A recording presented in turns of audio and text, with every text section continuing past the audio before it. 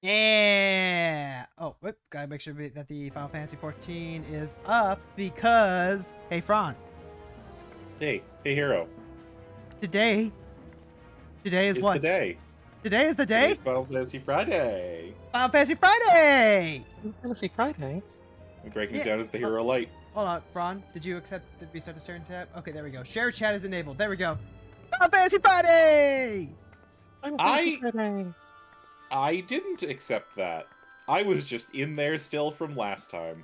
That's Okay. actually good to know that that works that way, because I did not know that that worked that way. True. But also, hey, Fron, guess what? What? We've got some some fun extra stuff today. Fun extra stuff today. Yeah, we got new Foogies. We do have new Foogies. Yeah, new Foogies that I drew up for us, and I can actually make just a little bit bigger. There we go. It's true. I get to lick a rock. You do get to lick the rock. Oh, yeah. Yep, and then I made one for Alice too, but she hasn't switched it over. It's fine. Oh, yeah, no, I haven't. I'm a bit behind today. It's full disclosure, I just got up from a nap, so I'm you're slow sleepy. out of it. Yep, you're sleepy. It's okay. But like, hey, folks. Look at my drip. Yeah, look at the drip. He's got the full Warrior of Light style going on, and like, hey, you know what? I've always thought it was a cool idea just to like get the whole thing, but then I forgot that the helmet was from the collector's edition, which I do have, just for gore. Looks nice. Hey, Fron. Actually, we're in a sanctuary, so more importantly, I can do this. True, you can glam over it. Oh no, you know what? I actually don't want to do it because it's sharing the glam with Black Mage. You know what? Screw it. Oop, didn't need to do that. What am I doing? What are you doing? Oh yeah, the blue mage drip. That is some real good stuff, actually. Let's take a look to see what you got on here. Vampire's vest. Oh, you went and got the vampire costume off the. Oh, I've had it for a while. Ah. You know what? Maybe I need to mess with some stuff. I've got like a ton of the event glams, like the idol glam. That might be something. I mostly went through and gave everything glasses, but also I have to be careful with this glam. You want to see why? Because it's shared with Black Mage? No, because you should look at the hat. It's a top hat. A top hat with a nose! This is the clown outfit. Oh my. I think the nose. It adds a certain je ne sais quoi to the glam. It does. No, thank you. But like, okay, Ron, this is like some high quality drip. I'm not gonna lie. Like, I God, try. like, goddamn, that is some good shit. I need to step up my game. Unfortunately, everything else except for those ones is just Ironworks. By the way, folks, today is a very, very special Final Fantasy Friday for one specific reason. That reason being that this is going to be the first time in like IDK a year and a half that I'm advancing MSQ on this character. Yeah. Like, we're actually going to be doing patch 2.1, which is the King Mogglebog patch today. And, like, no more New Game Plus. I'm no more, not getting to see the rewards or anything like that. Like, it's just, it's all actual, genuine, yeah, we're advancing now. And Fron, you've got all your jobs up to level 50 now? I have every base ARR job to at minimum 50. Yeah, let's take all my crafters, all my gatherers, and every job. Yep, that's pretty good. That's not including any of the unlockable jobs. That is all base ARR. So, like, good job. And you can see Bard and Paladin are almost 60. That totally isn't solely from grinding alliance raids to get Graham pieces. Actually, you know what? Hold on. Hold on. I do need to do one more thing. I put in the effort to do this. It needs to be done. Oh yeah, I was about to say, were you going in on Bard specifically so you could get the Amon hat? Yes, I was. I was going to get the entire Amon set. Thank you. The most beautiful hat in the game. It's the most beautiful hat in the game. It also has a visor, which is super weird to me. Honestly, I think the visor makes it look really fly. Like, oh my god, that is an amazing outfit. Yeah, I agree. It's weird that it has the visor because I kind of like don't like it, but I also don't think the hat works without it. I'm really glad that you enjoyed the Crystal Tower raid and getting all the glam pieces. Yeah, I mean they're fun raids. They're great ways to learn your jobs better too. I really think so. I've been leveling all of my jobs up to 60. I'm not quite there yet. We're definitely going to be there before we reach Heavens, where I still have to get like Ninja, Dragoon, and White Mage up to 60. Weird that I don't fly White Mage finish, but whatever. But just running through the Crystal Tower has felt like the best way to just learn like the most bare minimum of the rotations for the jobs. Because you said something about like Black Mage clicking after you finally got stuff later. Black Mage clicked as soon as I had the ability. See Blue Mage. Black Mage clicked as soon as I had the ability. I didn't have to use Transpose anymore, and I had Fire 3 and Blizzard 3, and then also that Blizzard 2 and Fire 2 gave you Umbral Ice and Astral Fire 3. Yeah. Like it's just that you do not function until you hit like level 45. Just Black Mage does not function properly until you hit 45. I can't believe you were complaining about the job when you weren't even level 50 yet. Like, because it's the only job that had that issue. But the job's not complete until you reach the end of the first. I get that, but no other job had that issue while leveling, where it felt so absolutely atrocious. Hey, Fron. This Larvitar has horrible stats. I don't get why people are so excited about it. Yes, but you at least with Pokemon know what the payoff's gonna be. You don't, even if you see it, you don't really, like, understand that with 14 until you're playing with the abilities. Like, you know what it was too? I didn't even realize what one of my passives did for the longest time because I got it in the middle of a dungeon where I synced down and didn't have it. So I didn't realize what it did until someone pointed it out later. Firestarter, that just gives you free casts of Fire 3. Can I just say that that when I get a free cast on Fire 3, I pog out of my mind. I'm like, oh, I won the gacha pool. I pog out of my mind because it gives me a free instant switch back after I've refilled my MP from using ice. Isn't it just like a hit of dopamine? I mean, I think the only thing that I don't particularly like about this right now is Freeze and Flare. I feel like they're a little bit superfluous. Like, they're just better. They feel like abilities that should have just Blizzard 2 and Fire 2 should have upgraded into, if I'm honest. I mean, but Flare is like your single biggest damage dealer, I think, at the end of the rotation.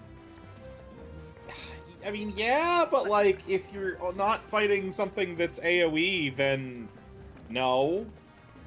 Yeah, no, it still is until you get the single target version of it. No, it's potency 240 for me currently, and Fire 3's potency 290. That goes up with your abilities and enhancements, though. Yeah. Flare is absolutely a major part of the Black Mage rotation. I mean, okay. It's your Mega Mean Explosion spell. And you get the ability to, like, instant cast it consistently. Also, as bad as Black Mage is to level to 50, at least it as a job was designed to exist at those levels below 50. Sage is such pain until level 70. Yeah, I've heard that from you, but I've also seen that from people in leveling roulette too, where it's just like it almost feels like Sage should not be allowed to queue into level 50 dungeons because it just doesn't have its abilities. It has nothing. I get that feeling from like most of the expansion jobs. Dancer is like the one I don't get it from, but it also like feels weak and bare bones until much higher level. Immaculate Drip, by the way. Yes. Yep. It is the best, especially with the glasses now. Oh, by the way, I did go and finally get the ranger poses for Themora specifically for when we do our deep dungeon rangers run. I can promise I'll have the Sentai helmet on. I cannot promise I'll have any other piece of the Sentai gear on. You know what? Good enough. I have plans. By the way, Fron, you know you can link your gear sets to different glam plates, right? Oh, I do. I just haven't, because stuff has been sharing gear sets until now. Well, that's what I'm saying. And also, like, if they're sharing a gear set. Yeah, but I'm not changing in sanctuaries all the time. I mean, yeah, but it's like the best workaround you have. Yeah, I know. I just also had literally half of my glams filled up with the crafter level 50 outfits because I had a pipe dream that I would be able to use those consistently, and then I just decided, it's not worth it. Yeah.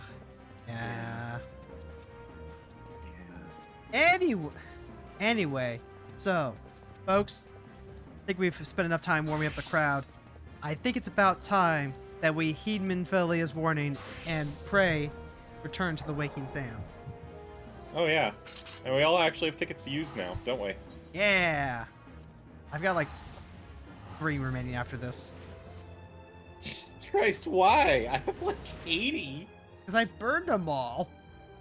Doing what? We don't have to go back that often. I was doing various things, okay? Various things. Yeah. Honestly, this is gonna be exciting. I have not been in the Waking Saints for quite a while. At least not with Themora. I literally just did this quest on Carrow. Oh yeah, I still have Primal Awakening. Do we need to do Primal Awakening? Primo. Oh, that's Coils. That's Coils of Bahamut. That's right. That's Coils. Yep, which we are going to be doing with Alice and Lila at some point. Oh, we're gonna have more people than that. There are so many people that want to join us. We could probably just get a full group together and do it synced. If we are doing it synced, by the way, I will be going in on Heron. I have always wanted to do that raid series synced. I have two. I'm of two minds. Like, on the one hand, doing them synced can be a pain if you don't know what the mechanics are, and doing something like that would actually require everyone to be on call, probably just for like communication's sake. The second issue is that we don't have like as much free time to just like do that as I would like. Fair enough. We could do it unsynced with a full group too. Like, what I would ideally want is the first run to go through where we can just like do it and just enjoy the story. Like, just me, Fron, you, and Lila. Like, just enjoy the story, not worry about anything else. Then, at some point, schedule a full group go back and, like, you know, take on Coils proper. Yeah, we can do that. Yeah. Alright. In the meantime, it's time for level 50, the price of principles. Y'all ready? Yeah. Alright. Minfilia appears to be lost in thought.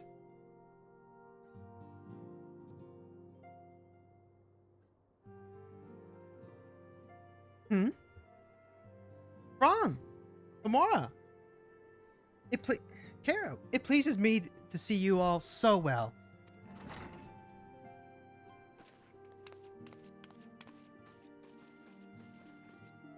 Alice, do you want to try a hand at Totaro? I cannot do a Totaro. Oh dear. You're free to refuse. I haven't heard her voice recently enough. I try to remember the money line where we're gonna make lots of money. Okay, hold on, give me a sec. Yep. What What is wrong with you, Mochi? Meow. Meow. Sorry, that was the loudest, longest, saddest meow I've ever heard from him. Oh, kitty. He probably just wants to get into my room. Okay, sorry about that.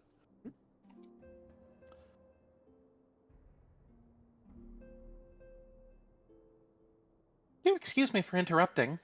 My lady, the gentleman from Ashgana Exports has just left. I understand now why you didn't want to receive him. You did well, Tataru. Please inform the guards that we will not be receiving any further guests this afternoon. Thank you, my lady. I think Tataru's got a bit of a Cockney accent to her. Yeah, I'm gonna have to listen to her voice a bit more. It's been so long. I don't know if I've heard it. Oh, let me adjust the size of the group text box. Yeah, I shrank mine last week as well. Mine was quite big. I wanted to make mine bigger because, like, you know, show off the fun animations. I just needed to not be overlapping with the text. There we go. Mhm. Ever since we defeated Gaius van Balsart and destroyed his ultimate weapon, the eyes of the world have followed up every move, scarce remembering to blink. Where once we worked in secret, with precious few friends and all too many enemies, we are now besieged by benefactors, each one more eager than the last to offer us his complete support. Lobbyists. A true embarrassment of riches. Of course, every promise of patronage comes with a price. Like I said. Some make their intentions known from the start, while others endeavor to engage us more subtly. Dress it how they will, the message is ever the same. We shall help you, but only if you help us. The gentleman Tataru spoke of was more brazen than most. In exchange for certain supplies, he would have us resolve a business dispute.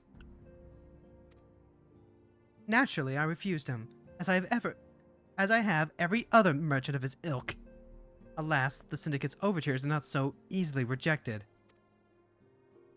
When we formed the Science of the Seventh Dawn, it was with the goal of serving Eorzea, not the interests of individual Eorzeans. Our neutrality is fundamental to our cause. In my heart, I know this to be true, and yet... If accepting these offers of patronage could empower us to do greater good, might they not warrant greater consideration? I mean, it sounds like you are considering them, Ophelia. Our Baldesian colleagues have been generous beyond measure, but we cannot expect them to... Forgive me, I did not mean to burden you so. Girl, this is a vent session, it's cool. I got the wine. Also, just like, as an aside, this is my first time actually reading this dialogue because this is part of the stuff that I skipped when I initially played through. So, like, this is all new to me. Oh, really? Yeah. This is one of the more interesting segments of the story, in my opinion. It really is, but I didn't really start paying attention until, I think, a little after this, around the time when the Syndicate and Nanamo started having their issues. I mean, like, this is new information to me, but I'm also not surprised by any of this, because you've seen this exact sort of situation play out across all the yellows from the beginning of the game till now of this is how merchants and people in Eorzea, especially Ul'dah, operate. They might want the greater good for everyone around them to some degree, but they also want their pound of flesh no matter what. And then some of them are just absolute bastards about it.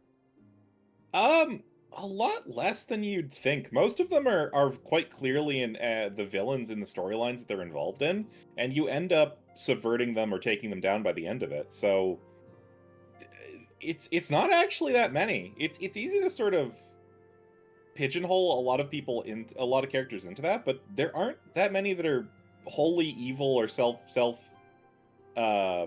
focused as you might think. I feel like there's enough, though. Like, I prescribe by the idea that, generally speaking, most people are decent people, and maybe some have just, like, worse decisions than others.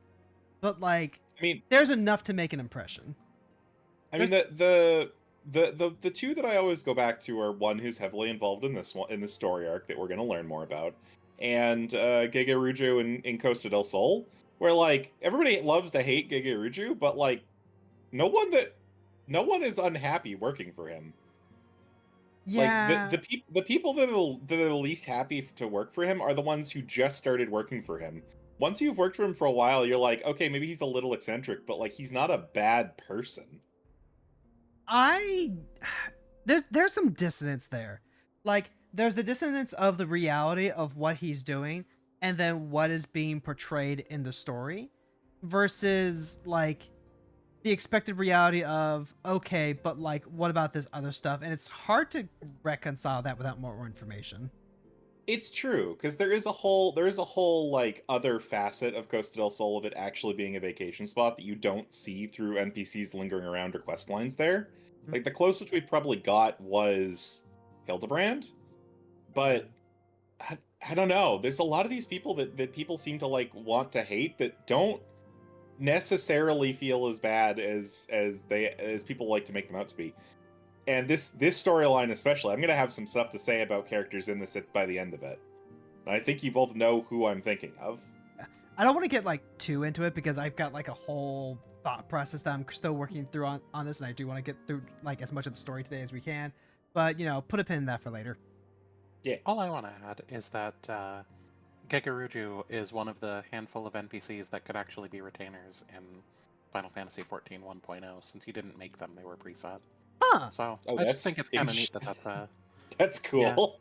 Yeah. And if you're I believe if you're a legacy player, he recognizes you. Wow. That's really interesting. Yeah, that's my addition. I just think that's neat. That's an interesting factoid actually. Thank you for that. Yeah. All right. You're welcome. Anyway, back to the story. Yet, my urge to share this dilemma may not be wholly misguided. Might I impose upon you to consult the others? They are like to have their own opinions on this matter. Oh, that was literally your last bit. Thank you.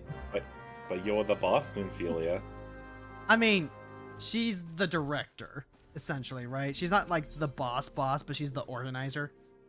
Yeah. She's the shift supervisor. You just went boom. Hey, Traumafon, thank you so much for the follow. Alphino's not one of the people we talk to. What the heck? I mean, do you want to stop by Alfie and see if he has any new dialogue now? Actually, yeah, kind of. Considering I know he's so heavily involved. Okay, I guess Crystal Braves doesn't immediately start, does it? No, it doesn't. It's going to be like towards the end of the patch cycle. Oh, he does. The nerve of some petitioners, engaging us as if we are a band of common mercenaries. I should be glad to refuse them all without a second thought. Yeah! I mean, that's what you should be doing. Yeah, but he also says it like just so clear-cut and dry, as if like... At this point, Alphino's very inflexible with his idea of like what the correct thing to do and not do is. Alright, so first we got Ishtola. Recall you are meeting with the Admiral shortly after the Laminsons sent word of the... Nope, that's a question. Recall you are meeting with the Admiral shortly after the Laminsons sent word of the summoning of Titan? Then mayhap you also recall my words to our host. I said unto Merwib that her people had broken their treaty with the kobolds, and that the beastmen had justly responded. I can read, I promise. That we had been called to intervene in a conflict which she herself had invited. I spoke, in short, the truth. And wherefore did I speak it? Because owing no allegiance to Limsa, I felt no compulsion to allow the Laminsons to distort the facts to fit a narrative which justified their actions and absolved them of guilt. You shouldn't feel guilty to do that even if you were a Laminson. Upon this subject, Minfilia can expect a similar reply. Our many dalliances with the city-states have already weakened our claim to neutrality, but the path she contemplates would see us relinquish it entirely. Damn, go off, girl. I mean, no, that's I imagine what most of them would say. That's if we were talking to Alphino as part of this, I imagine he'd say the same thing. Mm-hmm. I'm not saying that like I'm not on the side that it is correct to turn this down, like obviously, but I also think that these scenarios, they are worth just like considering. I agree, because true neutrality doesn't beget the actual goal of protecting Eorzea. Mhm. It shouldn't be that they're seeking to be neutral and separate from all the peoples of Eorzea. They should be acting as emissaries to bring them together, exactly like Y'shtola did there, of pointing out to Merlweb, you brought this upon yourself. We'll help you here, but we won't just go along with exactly what your narrative is. And that's You need exactly to acknowledge that. And that's exactly why Alphino's just like quick, short, curt, nope response is supposed to like chafe at you just a little bit. Well, I mean, his is specifically about the merchants. I mean, yeah, but yeah. Anyway, thank you, next. Yep. Fortunes beget power, and power fortune. That we, and especially you, have power is beyond doubt. The question is what to do with it. You may be interested to know that there is a growing belief amongst the refugees that El Amigo could be liberated, if only the Scions would commit their strength to the cause. Yet theirs is but one of many causes. We stand at crossroads. Each path is paved with good intentions, but where they lead is far from clear.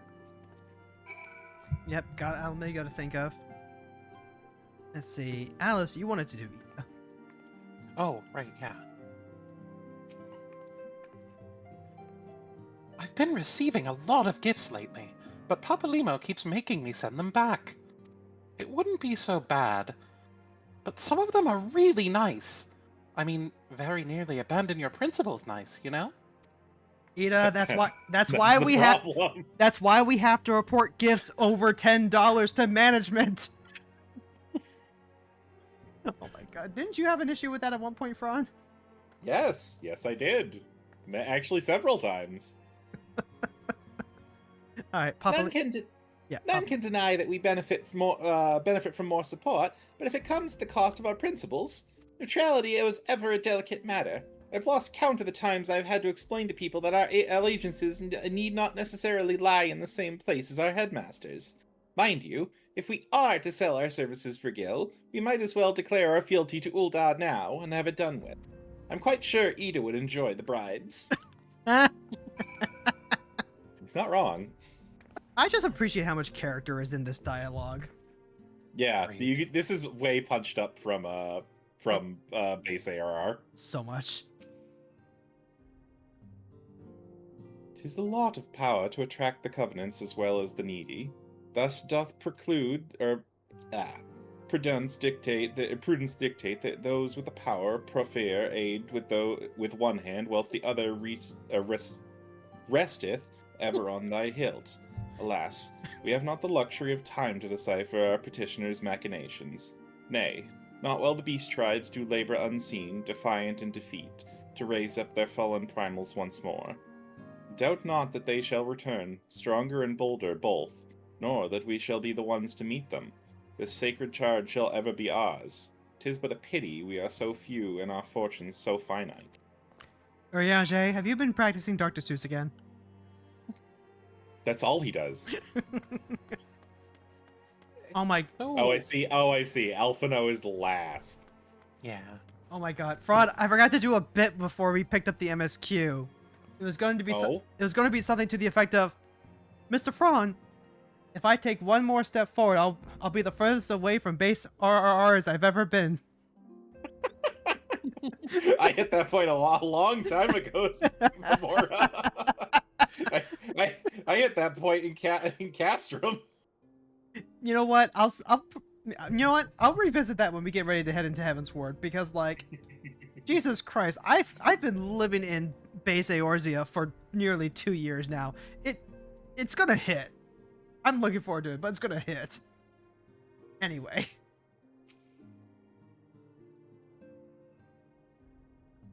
Let's see. This situation is not wholly unexpected. I too have given much thought to our organization's future, though it would seem I have reached a different conclusion. Mayhaps it is time I made my feelings known to the antecedent. Come along. Odds. Asterisk, stoic nod, asterisk. Alfino? Friends? Is aught amiss? You desire counsel, and so you shall have it. Minfilia, the Scions of the Seventh Dawn must leave Ul'dah. We must do what? So long as we remain in Ul'dah territory, we will never be free to act with impunity. Moving our headquarters to Vesper Bay only delayed the inevitable. We have demonstrated our capabilities, and the Syndicate has taken note. They will not suffer our organization to remain independent now. We are far too dangerous for that. Surely you realize they are the reason Vesper Bay still lacks an Aetheryte. So it's their Nope. fucking fault! They know full well how beneficial one would be to our cause. Which is why it and other favors have been denied, or will be denied us unless we cooperate. If Ul'dah is no longer suitable, where would you have us go? Experience has taught us that the appearance of neutrality is as important as the reality. Accordingly, we must keep each of the great nations at arm's length and plant our banners in a place which all agree to be beyond their borders. We need to slow them down for 30 seconds. More donuts. Alfino, if you want more donuts, they're up in the break room. Revenant's Toll, to be precise. It lies within neutral territory and offers all the essential facilities we require. By way of an additional benefit, it is also frequented by a veritable legion of adventurers who must serve to supplement our ranks. I am, of course, conscious of the fact that we have developed a certain bond with Ul'dah and her people over the years, but I truly believe this is the best course of action. As you yourself have observed, we have invaluable ties to the local community, forged through years of concerted effort. Ul'dah is our home, Alfino. To cast aside everything we've built and start new in that desolate wasteland would be beyond reckless. The decision is yours to make, Antecedent. I ask only that you recall the shared purpose which first moved us to found the Scions of the Seventh Dawn, and which moved you to found the Path of the 12 ere that. We aspire to an ideal, you and I, just as my grandfather did. That makes us more than mere comrades in arms. We are as much your family as... That will be all, Alfino.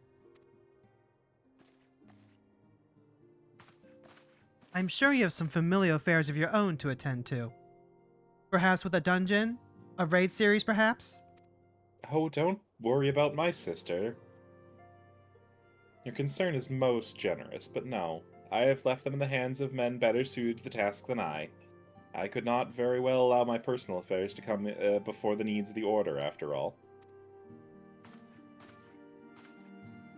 I really hate how he wears his Aetheryte goggles. Alright then, so let's see. We got rings that I can desynth, or I can just take money. I think I will take the money. Yeah, those rings are all from, like, the low-level, hard mode dungeons. No, it's Like, really tragic. Like, I know Way better exactly. than what I have. Oh! No, that's not surprising, though. Yeah, I mean, like, you kind of, like, shotgun actu- Carrow through an entire story arc. Actually, wait. No. It's not. It isn't surprising mostly because you got to 50, so you don't need the brand new ring anymore. Oh, hey, look, the other 3. Yeah. Oh, and we also get a bottle of cooking sherry. 2 bottles. Level 50. Moving on. Once again, Minfilia appears to be lost in thought. Girl, it's okay to dissociate, but can you do that, like, after hours? I'm confused why this was one quest and then another, other than giving us the choice of 2 rings. I mean, 2 rings. yeah. Hey, Sam. We just start. We're doing good. We're actually, honestly, I'm enjoying talking about this new stuff that I have not seen before, and that Frons has not seen before. I have pretty approximate knowledge of everything that goes on here, but this is still interesting to get it all in full detail. Well, that's the thing. This is my 8th time doing this quest chain. I was shake. honestly, that's the thing. That's the thing too. I remember like the large strokes of this and some details, but like actually going through this, it's just like it might as well not have existed at all because it just went by in a must catch up blur. Anyway, leave Holda. Has it truly come to this? Hmm? Oh, friends! Pray, attend to Alfino. He's engaged in some business or other and requires your assistance. 3 might be a bit much, but you know what? More the merrier. Pray, be on your way. Alfino waits upon you, and I have much time to think about. Oh, and tell him he shall have my answer in due time. He came back like 3 times yesterday to ask if I had been done thinking about it. I just realized I was streaming a second copy of my own Discord, not your view. Damn, picture-in-picture, Frons. Yeah, picture. I was like, I kept looking over. I was like, something feels wrong about this. Oh, Now we know. he's still out here by the door. I'm sorry, Alpha. I'll talk to you in a moment. My gear is breaking. Ah! There's a mender over here. Damn it! I could have. I could have prepared that. Yeah. No, we're in instances. I mean afterwards. Could have done like a beam bam boom. Tell us when you're ready, Alice. I am here now. I could have literally tapped Carrow with my magic hammer and fixed him like Fix It Felix. Confound it, she knows what must be done, and still she hesitates. All because of the fanciful rumors. Oh, I should explain. Minfilia's mother, well, adoptive mother, was among the great many who perished during the calamity. Felminin was her name, although you may know her better as the Songstress of Ul'dah. She was a performer of singular talent and much beloved by the people of Eorzea, not to mention a certain Charlian minstrel. As you may imagine, the news of her passing was greeted with shock and disbelief by her adoring followers, many of whom refused to acknowledge what had happened. That her body was never found only served to encourage speculation.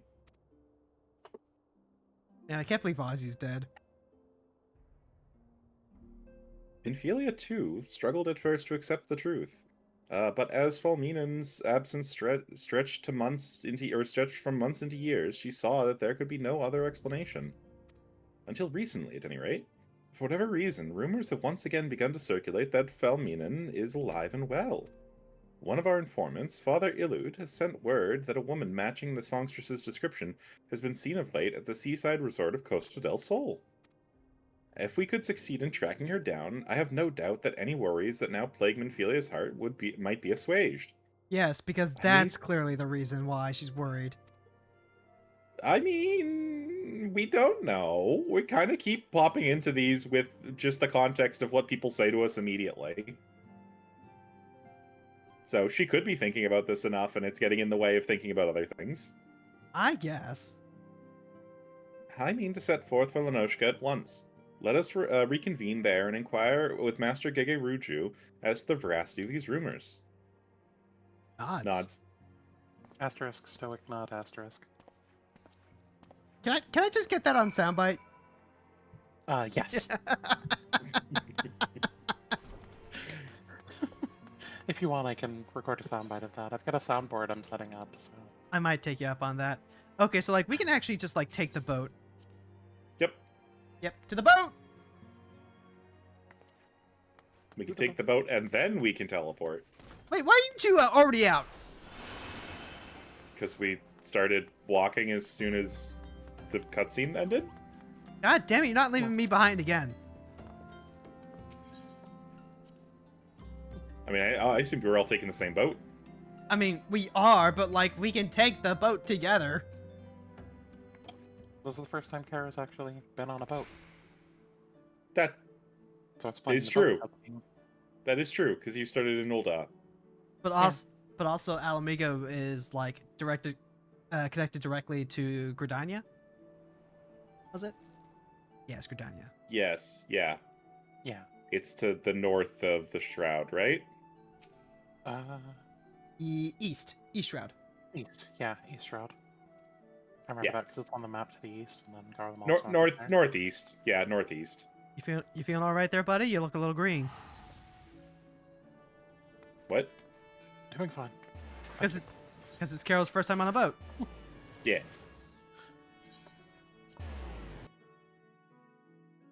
Wait, weren't we just gonna take the boat again to Costa del Sol? Yeah, no, I feel like it's more fun to have Carrow take the boat and then immediately tell afterwards. You're see what gonna comes out. You're gonna give him aetherite sickness. Yeah, but think of the colors that come out. I'm so sorry. Look, Carrow didn't need to take the teleport if Carrow didn't want to. Alright, hold on. We got Alfie no dialogue. Not if you get in the way of me clicking on it. I was right next to him! Ah, you've arrived. Let us see if Master Gegeruju can shine any light onto the rumors regarding Falmin. Oh, sweet siren of the sands, my Makote muse, why have you forsaken me? Titan's bane. I mean, you three, what brings you to my humble resort? Falmin? You mean to tell me the goddess of made flesh who dwelt amongst us until so recently was the songstress of Ul'dah? Egads! If I had known that, I would have chained her up to my bedpost and never let her. Okay, you know what? God damn. Seriously, I was just damming you up earlier. I fucking told you! Wow! That is the most messed up thing I have heard him say. Like, legitimately, I have done every bit of content of AR up to this point. That is the most messed up thing he has ever said, and it is on like 3 degrees higher. Wow, Would Fran. you like to know something absolutely horrible about this? Yes. I did this quest like 3 days ago. I could have told you. I remembered. I was just laughing internally, waiting. Wow. Oh my god. Fran, I'm sorry. We're gonna have to cancel you. Jesus Christ, cancel Gegeruju. I'm not on his side anymore. Jesus Christ. Oh, for shame. To think that she now plies her trade for the riffraff off to the west or whatever she said she was going. It's a tragedy, I say. A tragedy! West, is it? Thank you, Master Gegeruju. This information will serve us well. That said, there are a number of places she could be. I shall begin my search by the docks and see if any witnesses might have some knowledge to spare. I would be most appreciative if you could travel to Wineport and do the same. Of course he's not a good man. He's a capitalist. You know, yeah. See, Sam, that's what I've been saying. But Fran was like, no, he's like Batman. You know, he's Okay. he's an ethical billionaire, actually. Okay, I didn't go that far. I just went, hey, it seems like every single person that works for him actually, like, very much enjoys it and doesn't think that he's a POS. Yeah, because they're not the ones being chained to a fucking bed. Yeah, but it's like all the Makotes that work there too, that are there for very clear reasons. Most of them are like, yeah, no, I actually enjoy working here. It's not that bad. Yeah, because they like getting paid. Well, as do most people. And he must pay exceptionally well. Mm-hmm. But like, oh, Alice, I am so sorry. One of these days, we are going to get around to doing your quest. I promise. She's been standing there at the Aetherite for 2 years now. Well, if it isn't your three, Oh. the saviors of Fran, Wineport. I'm not there yet. Oh, I thought you were. I took a left turn at Albuquerque. Anyway. Ah, now you three are here. So what's the pleasure? Ah, yes, we did receive a customer matching that description. She was a delight to behold, given the woman her due, but her perfume was so ghastly, I had no choice but to eject her from the premises. Interfering with tasting, you understand. If she is your quarry, why not consult my blind associate? His olfactory perception is without peer. Given that I smell the woman from a mile away, I dare say he could smell her from 10. All right. And then even though we have direction, we now have to go talk to someone who has no idea what we're on about and is I was completely gonna, useless to us. I was gonna say this is not the direction that we need to go in. Nope, we have to talk to someone who has absolutely nothing helpful to say to us. The only good ethical person with money is Nanamo, and her fortune is just the family jewel, not actual money. Maybe. Nanamo is good and ethical. She has done nothing wrong in her life ever. Don't worry, she's got time. You want to know if I've seen a Makote lass by the name of Falman? I wish. I hadn't seen a lass of any description for far too bloody long.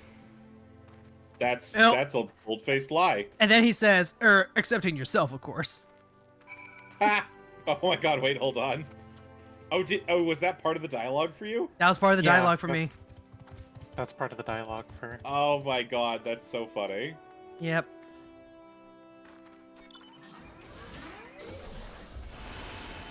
Alright, now we get to talk to our good old friend Hancock wannabe.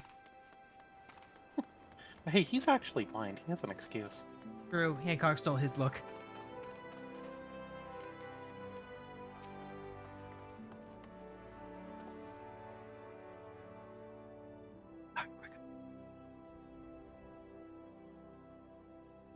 There we go, now it's unmuted. I see, I got really close to my mic so I could do that sniffing, and I muted it. Oh. I see you've had many great adventures since last we spoke, you three. You must share them with me sometime. The girl from a little while ago, one does not forget a perfume like that. So robust and intoxicating, yet simultaneously familiar, reminiscent of a bloom native to these parts, in fact. I said as much as when we spoke. She complimented my power of observation and asked me where she might find some of the flower. So I told her to follow the road south to Raincatcher Gully and then head east after crossing the second bridge. The flower which grows in the shade of the cliff have the strongest scent, you see. If you make haste, you may find her there. You sent her into the forest? What he lacks in seeing, he has in being gay. Agreed.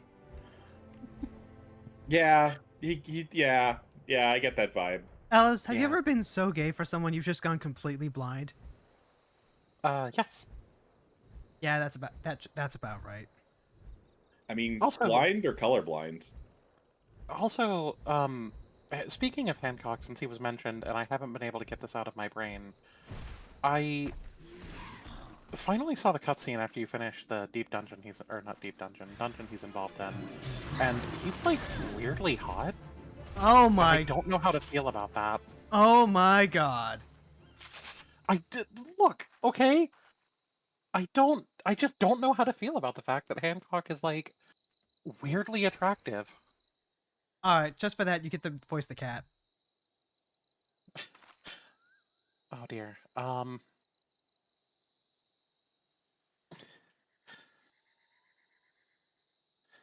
Does she even have a voice? I don't think she does. No, she doesn't.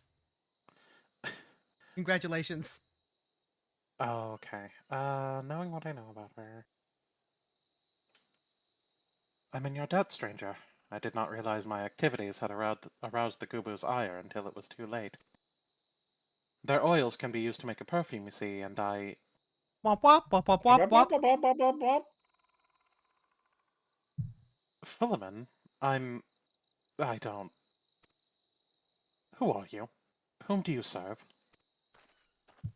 No one, ma'am. I mean, I'll occasionally serve the tea cake. It appears you've already... hold on. It appears you've already found the woman. Consider me impressed, my friends. The songstress of Ulda, I presume. Minphilia, or should I say Esselia, is looking for you. Honey. Esselia? Esselia? You're the very picture of health, milady, yet the world thinks you're dead. I can only conclude that that this was by design. The question is, why? Not everyone who endeavors to find me does so with the best intentions, child. Yeah! You will be pleased to know that I fully intend to reveal myself to Minphilia when the time is right. Oh, well, that does please me. More than you know. But tell me, sojourns in the forest of Lenoshka aside, when exactly will that time, or the time be right? When I deem it so. Do you imagine I traveled all this way on a whim? As I was telling your associate prior to your intrusion, I came here to harvest these flowers for use in a perfume. Does that satisfy your curiosity, or would you interrogate me further? That doesn't explain much. My apologies for the interruption. Anyway, now that we all have that which we came for, might we continue this conversation in a safer locale? Wineport, say? Asterisk, stoic nod, asterisk. I don't think we got a choice in that decision. I think it just happened. I think so too, but like, See, this isn't Silly? actually a mount. I just jumped on one of the corals in the region and went mush. Okay. So as far as Acelia goes, I don't think the game ever explains that. That's Menphelia's birth name? Or at least the name... I don't remember which. Hold on, give me a sec. It's... Acelia is a name Menphelia went by before going by Menphelia. I don't remember if it's her birth name, or if it was like a name that was used for her after her father was killed, but that's a plot point in 1.0. Let me just quickly look that up. Because it's going to bother me if I don't remember which. She's got additional dialogue. Feels like it's a remnant of 1.0? Question mark?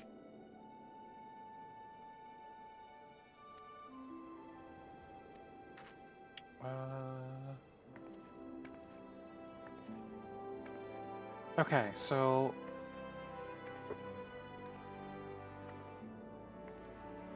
Her name was Acelia in 1.0 the first time you met her. Seems like it was her birth name. And she was renamed to Menphelia after Philemon took her in. Huh. Well, also, I've literally never heard her refer to anything as Menphelia in any of the extra content outside of 14, so I don't know how important it is. I It don't- is not terribly important. It's just by using that name, Alphino has made sure that Philemon knows that he's not some rando. yeah, by the way, Alice, But- take a look at Philman's extra dialogue here, and tell me you already clicked on Alphino, didn't you? Rescued yet again from the jaws of a ravenous Gube. How quickly we forget the lessons of the past. Yes, that's also a shout out to 1.0. Though God. I was not solely to blame for that foolishness. Eaten by a Gubu again? Almost eaten by a Gubu again. So that one, that is a reference to how Thancred and Menphelia met, because Thancred accidentally released a Gubu that killed Menphelia's father, and almost killed Philemon. Ah! God, it's everywhere he goes, he screws up everything, doesn't he? He truly does. He is Oh. the most fail son of all fail sons. Jesus Christ. God damn it, I can't not fuck him now.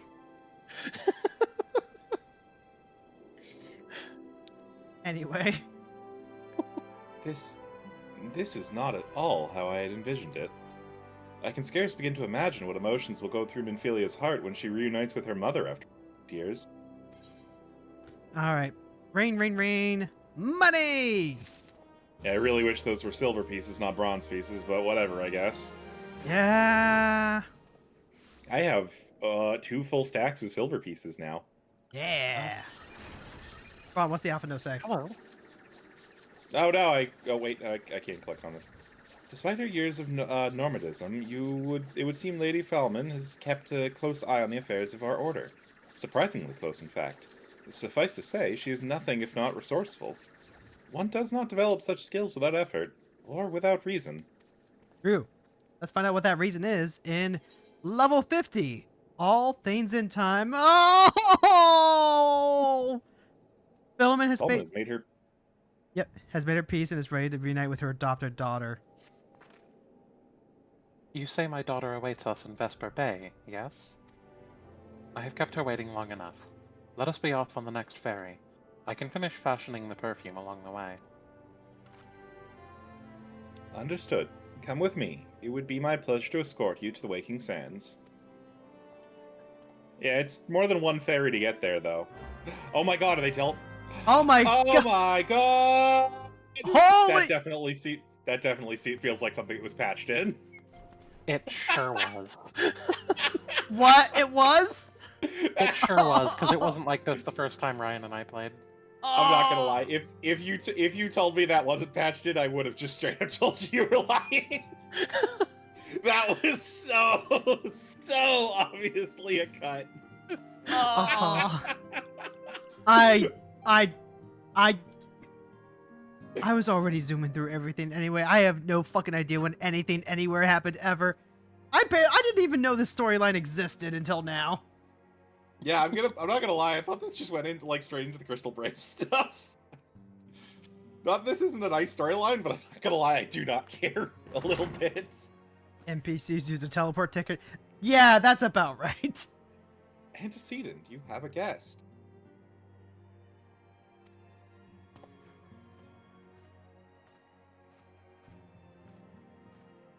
Lamin?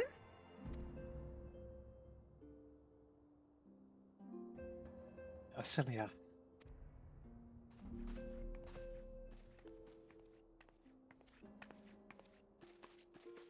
Oh my god, she walked out from behind the desk. I didn't know she could do that. I didn't know she had a lower torso. That's a lie. We know when she got kidnapped, she had a lower torso. It's true. She had like the whole butt cleavage thing going on. Oh yeah, right. Until I get her voice down, actually, I'm gonna change her voice every time she appears. Why not? Sure, why Oh, I not? haven't seen her like this in years.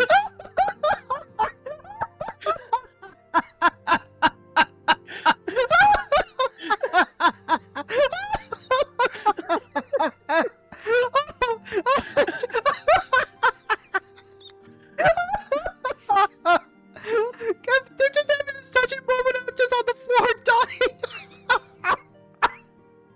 Just remember, I'm not gonna force you to keep doing a voice that you did without knowing what the character. Okay, hold on. Okay. I never truly believed it when they told me you were dead.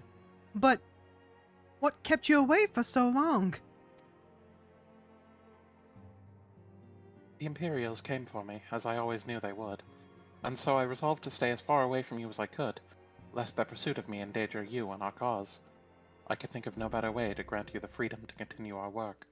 About And that. continue it you did, achieving things I would not have imagined possible. I followed your every success and celebrated in secret. I'm so proud of you, Asilia. I learned from the best. I have a gift for you.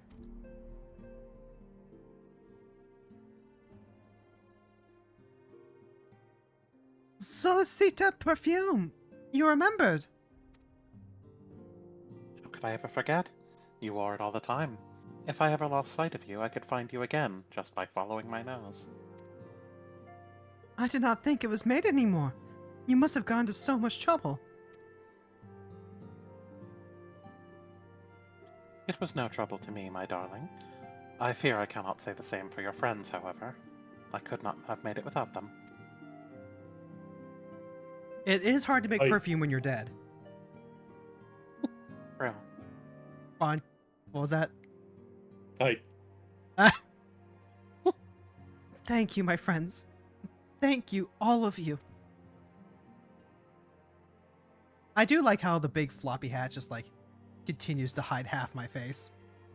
Uh-huh. There's something else.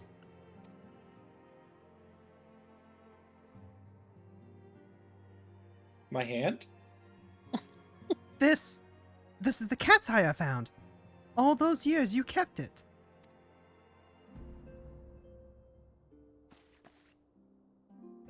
My father was a member of the Alamegan resistance. When I was yet a child, he brought me here to Uldar.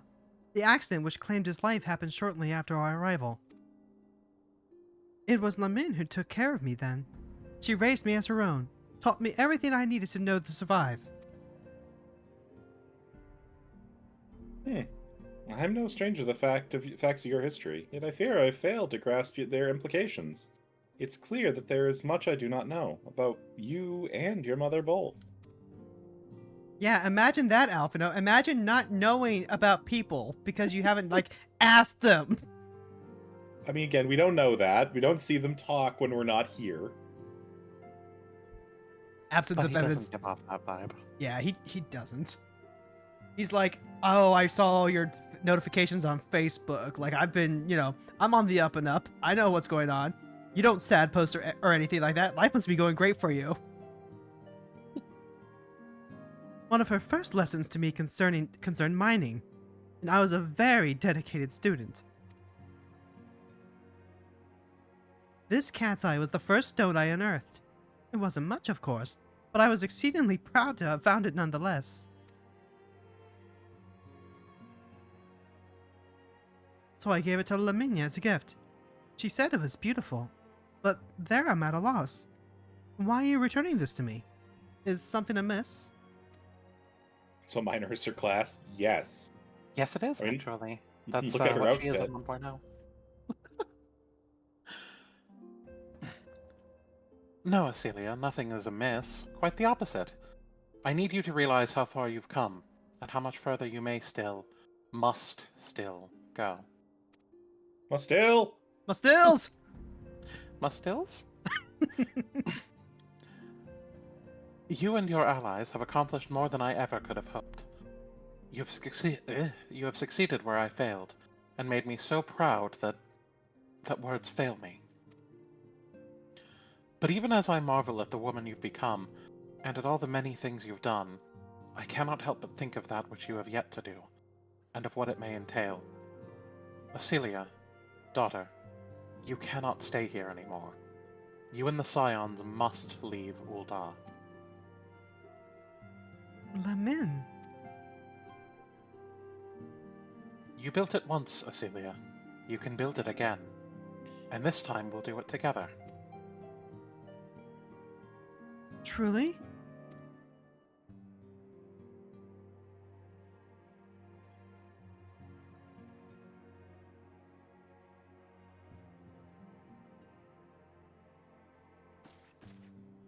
Alfredo, the time has come for the Scions to leave Vesper Bay.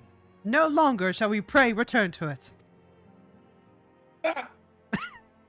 We shall establish a new headquarters in Remnant's Toll as you proposed.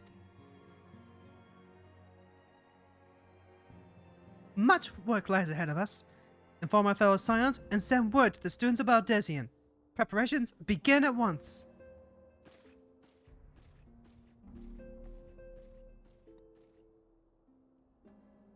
Cat. Cat. Asterisk, stoic, not asterisk.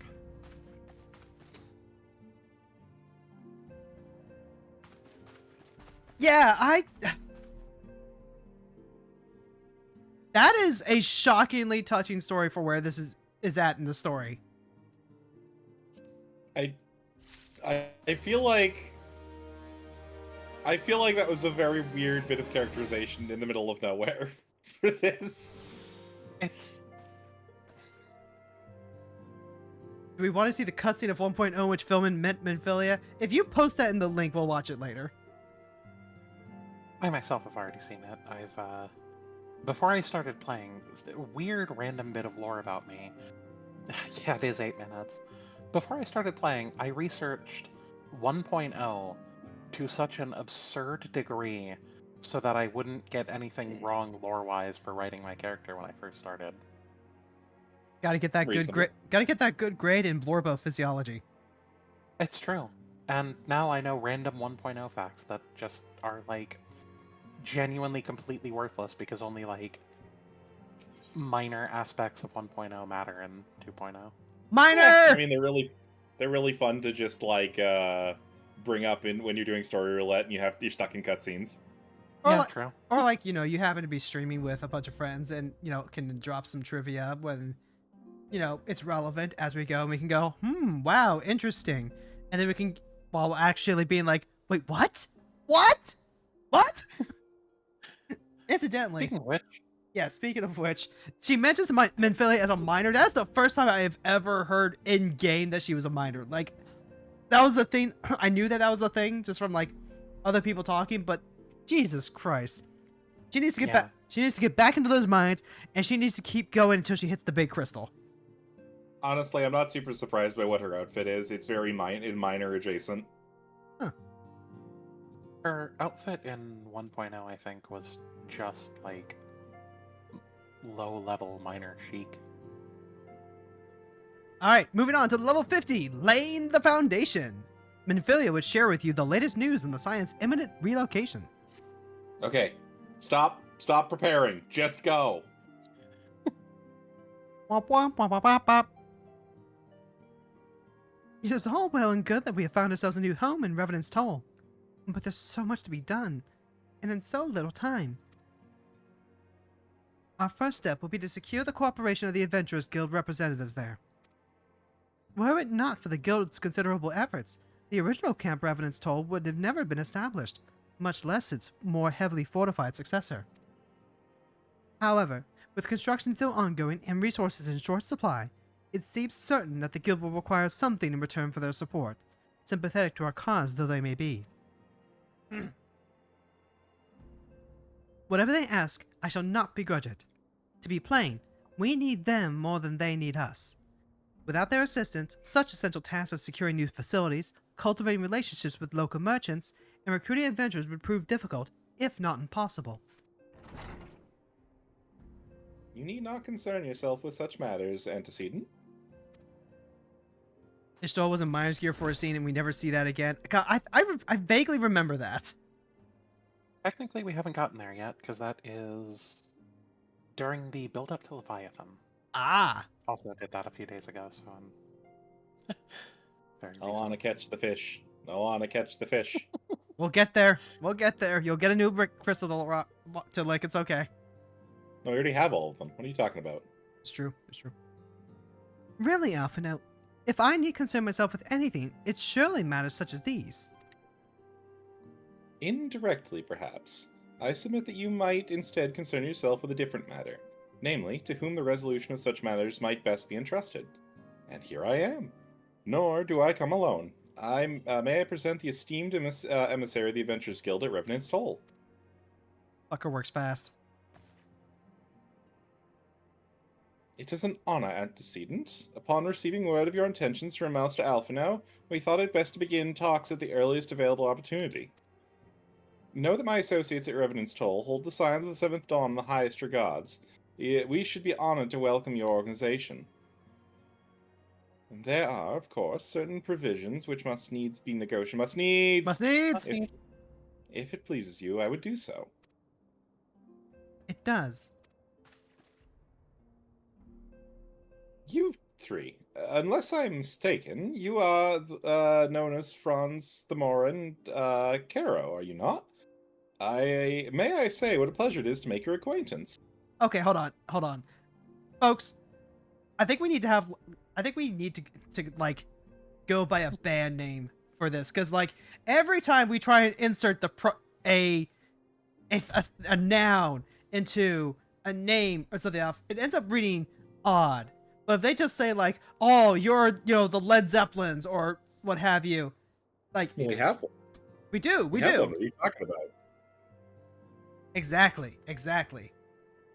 Selfborn spoke of you in the most glowing terms. To steal an Imperial Reaper and then use it to infiltrate a Gallian castrum is an undertaking few would contemplate, and fewer still survive.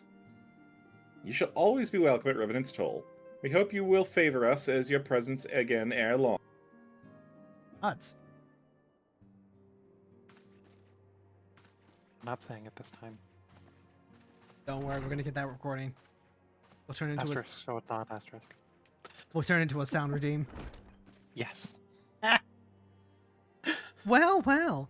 It would seem your reputation precedes you. Mayhap I should dispatch you three to Revenant's Toll with all haste, as first intended. But before that, I dare say you've earned yourselves a rest.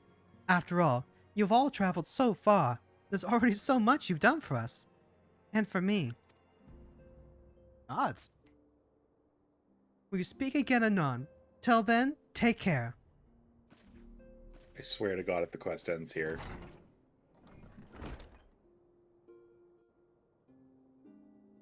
Oh, cutscene. Actual cutscene. It's Cat! Oh, hey, that's us. I wish I could fucking read. Wait, what? You're just sitting in front of a book.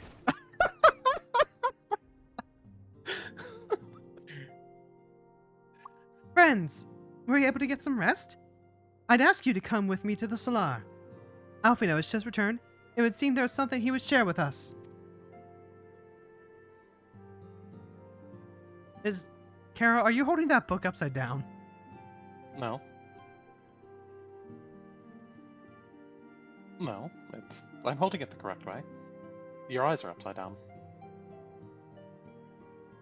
I don't know how to respond to that.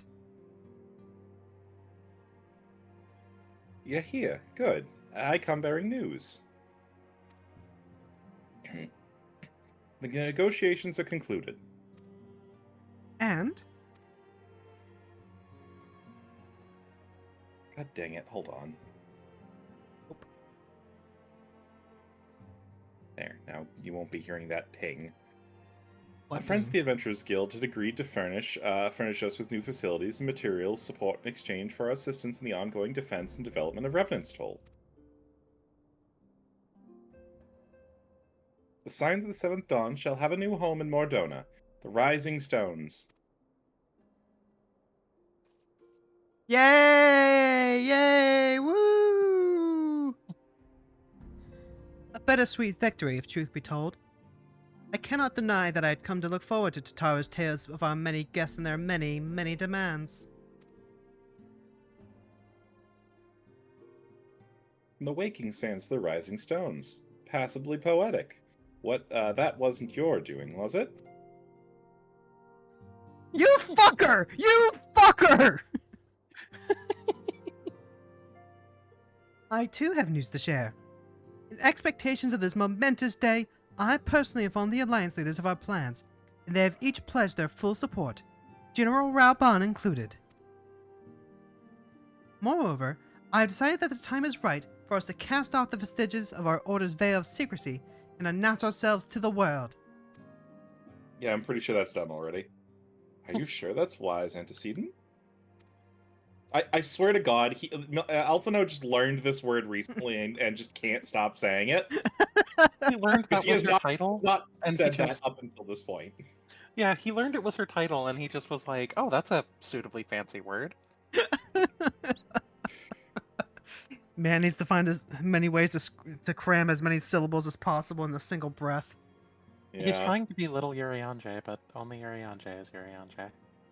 Urianger, a little Urianger, but Urianger doesn't care. Urianger has learned to pace himself so that way he can continue speaking without having to stop for breath. I was just gonna say Urianger is completely unaware of what he's trying to do. He learned how to speak from reading Shakespeare. He currently holds Charlene's longest thesis speech. At least 3 hours was just the prologue. The whole thing was 96 hours. He delivered it without taking a breath. Everyone was concerned. Fun fact, Revenant's Soul. Revenant's Soul physically changed with each patch when this was new content, evolving from a humble little camp to the crazy castle-like town we see. Holy shit! That true? This is from YouTube, by the way. Hi, YouTube! Oh, hi, YouTube. Hi, YouTube. If anything, it is a mere formality. Our existence is quite possibly the worst kept secret in AO's. No shit! Oh, good. At least she's self-aware. Let us affirm our identity, proclaim our achievements, that all may know what the signs of the Seventh Dawn stand for. Yeah, this is just like when your cousin, tells you that they're experimenting and they're gonna try going to Halloween as a witch, but it's totally a joke, you guys. Well, obviously risks apart, it would be nice to receive a little bit more recognition. The people have a right to know who saved them. It is my hope that this gesture will encourage the people of Eorzea to place their trust in us. I would reveal to them the true extent of our power, yes, but in so doing, I would show them all that it is a power accountable to no one, and at once to all. And I wish we had more politicians like her. And what of us? We who have felled primals and faced down the Empire. To you, my fellow Scions, I would say this. Prepare for the challenges which lie ahead, for they will be great indeed. There may, in fact, even be some music about it. Great, I say, yet no greater than us. And we will rise to them, as we have time and again, united as one. As long as we stick together and never get split up apart, we will be able to take on anything. And surely this won't become a theme throughout this next several expansions. Surely not.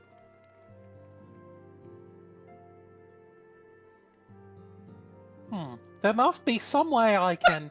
Wait, that area is said to be rich in minerals. Maybe I should ask Philemon to teach me the basics of mining, too. Oh my... You're in Ulta. You could go to the Miners Guild. Like I said, until I get the voice down, I'm just gonna... It's just gonna be what happens. Until she gets the voice down, it's just going to be a straight character assassination every time Tataro's on screen. Which is very funny, because Totoro is actually one of my favorites, but, Continuing on. Do you ever wonder how he does it? Alphino, I mean. It was almost predictable that he should appear with an emissary of the Adventurers Guild mere moments after I had expressed the need to forge ties between our organizations. Truly, his sense of timing rivals even your own. Setting such mysteries aside for the present, I have a task for you three. I would like you to deliver these documents to Slathborn. They can start our forthcoming move. Do take care on the road and represent us well. one document for each of us. Every time we get a messenger quest, I just think of that scene from Mulan that goes, how many people does it take to deliver a message? And then as soon as we turn around, Minfilia pulls out a gack. What? Pulls out a what? I heard... Is that a term for a handgun of some sort? A gat. gat. A gat. A gat? Oh, is that what it is? Yes. I heard... Gak is that slime from Nickelodeon back in the 90s. And if you combine them, you get Gapped, a Japanese performer. It's true. Who's also related to Final Fantasy. Wait, Yes, what? he is he's the visual inspiration for a character in one of the Final Fantasy VII prequels. Huh. The guy whose name is Genesis. Probably start being significantly more important with the remakes. His name is Genesis, and he quotes poetry, and I kind of want to punch him every time he's on screen.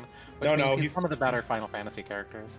He's far more pretentious than that. He doesn't quote poetry. He quotes a play. One Right, yeah. specific play. One specific play, citing the individual act and line that it's from, as though it's like the Bible or something. Yeah, I he want to treats it punch as him in his- prophetic. It's I want to punch him in his stupid, snobby face every time he's on screen. So of course he's my favorite character that the prequel introduced. Well, I mean, I have some good news for you related to that prequel and punching him in the face. No, I have played it, so. Okay, so like I have not played it, and it sounds like that guy that got so into fandom that it just became his whole personality. Yes, Yeah, pretty much. that's literally the character. God damn it. Take that, make it a guy who literally walked out of a shampoo commercial, and there you go. Ah, so Terry Crews. The deodorant commercial, but yeah, close enough. Old Spice Power Blocker Body Wash. Anyway, I look was at told- Slathborn. I was told to expect a Scion, but I didn't expect it to be you three. It's been far too long. You have something for me? Yes? Yeah, a razor for that stupid little mustache under your nose. Oh, yeah. Let's see now. Yes, everything appears to be in order. You'll be staying with us for a while, yes? Would that we had a dozen more like you. Since we don't, though, we'll just have to give the work to a dozen men. Ha, I jest. Let's see. Choker. Money! Money will never Yeah, abandon me. Unfortunately, every single accessory that they're out currently, there is better versions more easily accessible. Level 50. It's possibly a primal. We get the buffalo! Yeah, Buffalo. But milk-fed until tender and juicy. Not that anyone would ever think of eating him. Fron? No. It's not a rock. I think we're safe. Look, I finished the Cabbage Patch Children's Quest today, and all I can say is I definitely don't feel bad about wanting to eat them. I mean, what?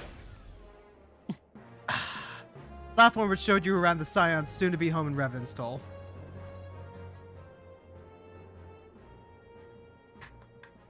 Back to do the work of a dozen men, I see?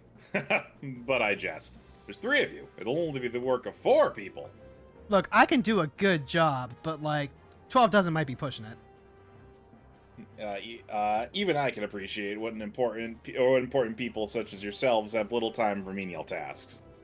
Excuse you, I'm a post-Moogle. Ubo. But, okay. But, since you're here, mayhaps you'd be keen on having a look around the Scion's new home. See that impressive structure over there? That's the place. Oh, that's It what was Yoshi originally B built is to at. It was originally built to house a branch of the guild, you see. As such, it comes complete with a tavern where adventurers can rest from their roads, fill their bellies with good food and drink, and their ears with tales of fortunes to be had about the... It may be maybe a bit raucous at times, but I imagine it'll be good, as good a place as any to recruit capable men and women to your cause. Come with me, I'll show you around. God damn it, I hate when that buzzer goes off.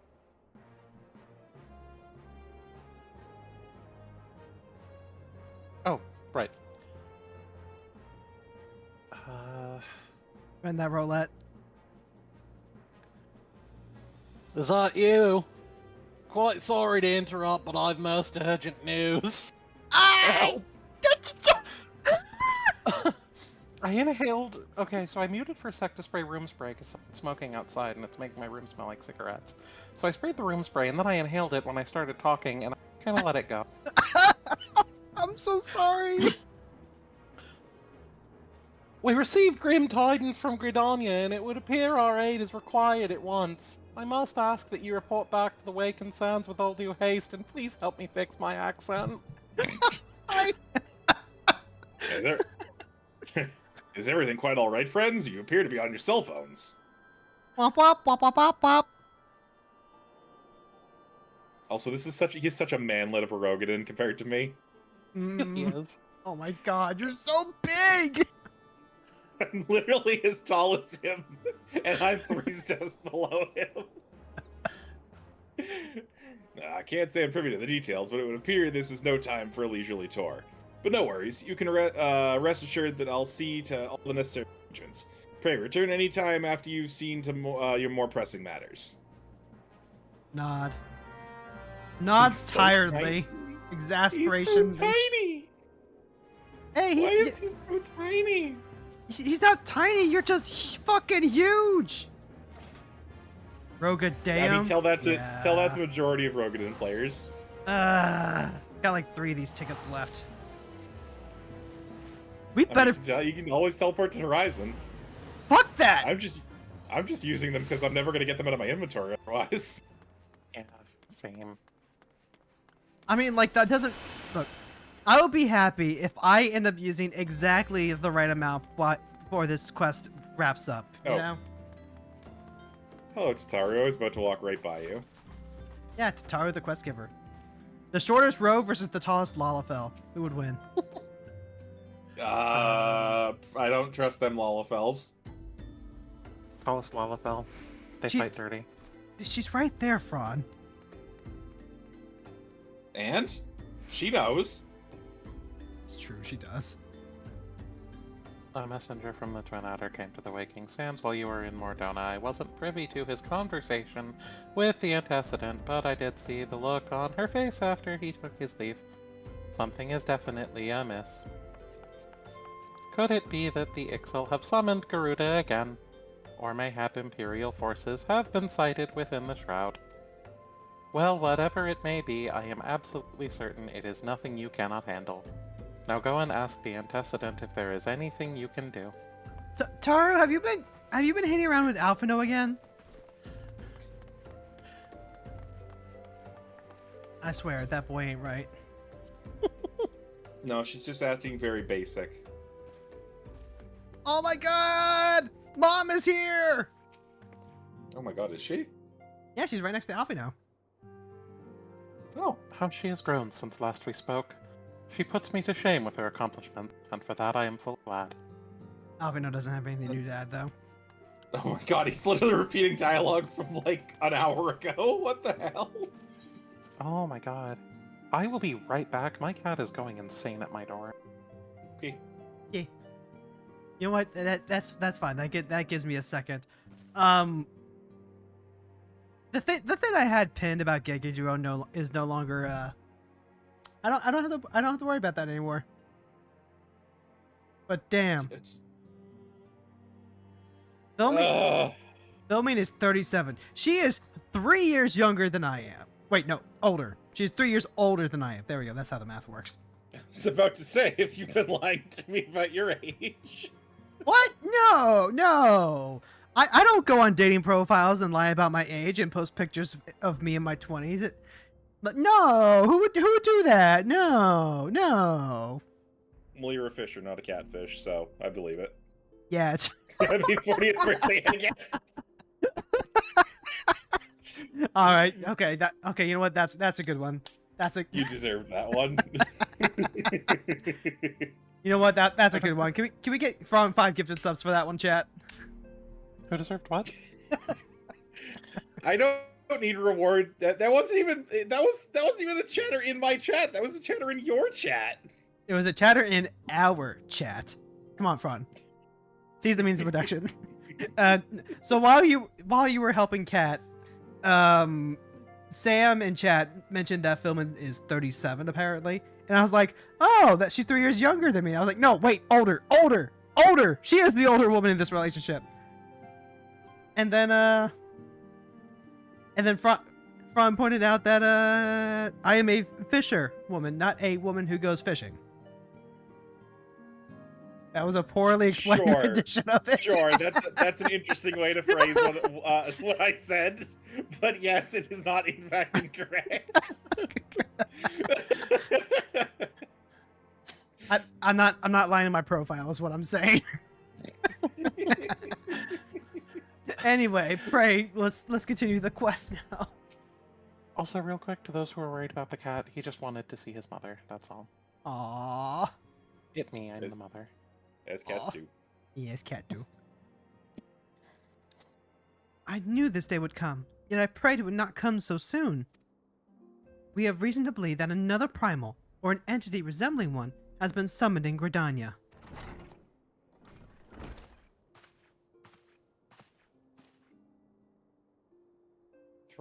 A thine arrival is customarily timed, Phantom Braves. The etheric waves leave little room for doubt. Thy talents will be needed ere long. If there be truth in this suspicions, 'tis a familiar foe we face, though one quite unlike the Lady of the Vortex.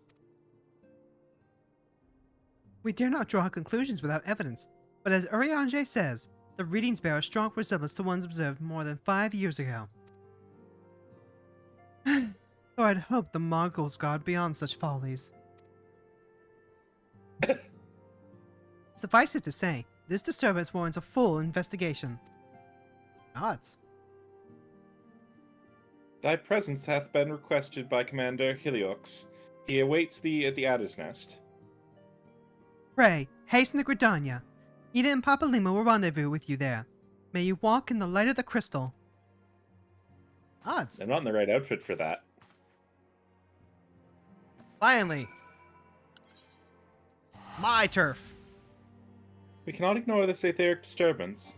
The journey to Gridania and speak with Commander Heliox the Twin Adders. Ida and Papa Lima will rendezvous with you anon. See you later, suckers! Yeah, I could have gotten that free teleport. It wasn't a teleport, it was a return.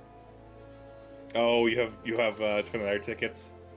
No, I just have Gridania set as my home base. Ah, that'll do it. By the way, Fron, how was Crystal Tower? Delicious. Was it blueberry flavored or blue raspberry? Oh, how was Crystal Tower? This isn't a question for you. This is a question for chat. It was good. It was a lot of fun. I'm glad that I finally have additional rating available. I will say I've been getting a little down grinding for pieces just because some people are assholes. But like whatever. That's not a reason that I can't continue to just try be good and helpful and perform like I'm supposed to in raids. It's true. It's true. He's got the whole Warrior of Light glam. He also got a Sure. man's hat.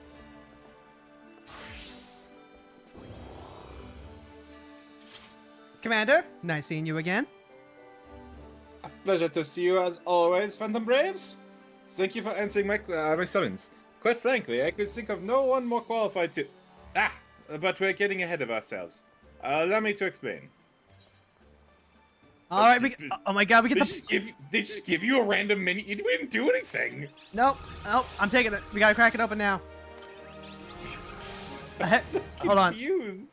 Level 50 weapon coffer. A heavy chest containing an equally heavy weapon. Yes, even that one. What?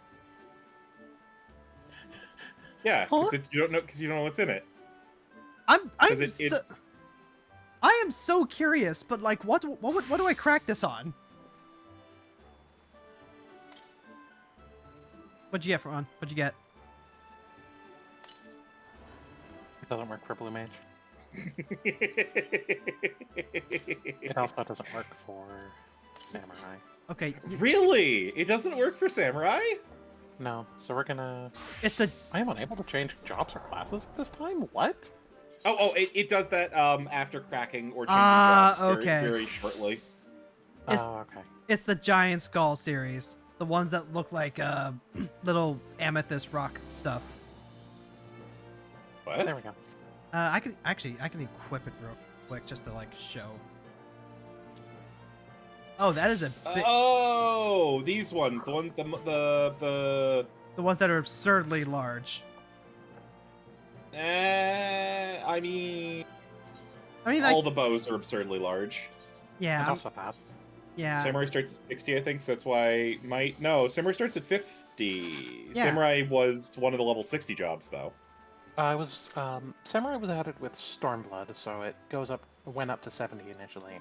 Okay. But after Heaven's Word, they learned that starting at 30 was an absolutely abysmal idea, so it starts at 50. Mhm. Yeah. Well, I mean, starting at 30 makes sense in the context of here is your job crystal right off the bat. Yeah, no, it makes sense in that context, but then if you're like, ooh, new job, I want to go through the expansion as a new job.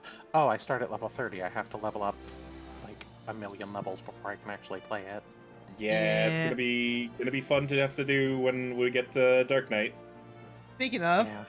level 50. Hail to the king, Kupo. Hello. Forsea Haloi wishes to brief you on the latest crisis in Gradania. Not long ago, the Mugo Kupo cop visited his nest to request an audience with the Elder Seedseer. He spoke of an imminent threat to the Mugo kind, one which would imperil the entire 12's wood. Check. You proved to be an able ambassador with the Sylphs, and we have to reprise you of your role dealing with the Muggles.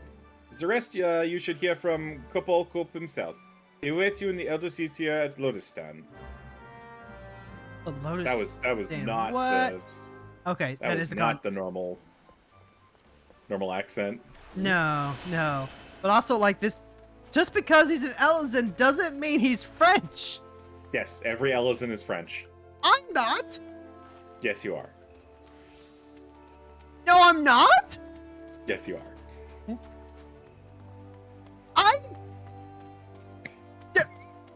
I don't know how to respond to this. Like, Where are we going, by the way? Yeah, where are you going, Fron? I just followed the thing. What thing? Oh, it's down. What the heck? It's by is it? What? It's by the Conjurer's Guild. Oh, I don't think Which- I've ever. What? Where? What? Where is this? Is this like an instanced area? Yeah, it's Yeah. it's an instance area by the Conjurer's Guild. I've never been to wherever this is leading us. Yes, You have. Oh wait, no, you haven't because I started in Gridania. You didn't. No wait, no, you did because we had the emissary quest. Oh, yeah. Yeah. Okay, now I see where we are now.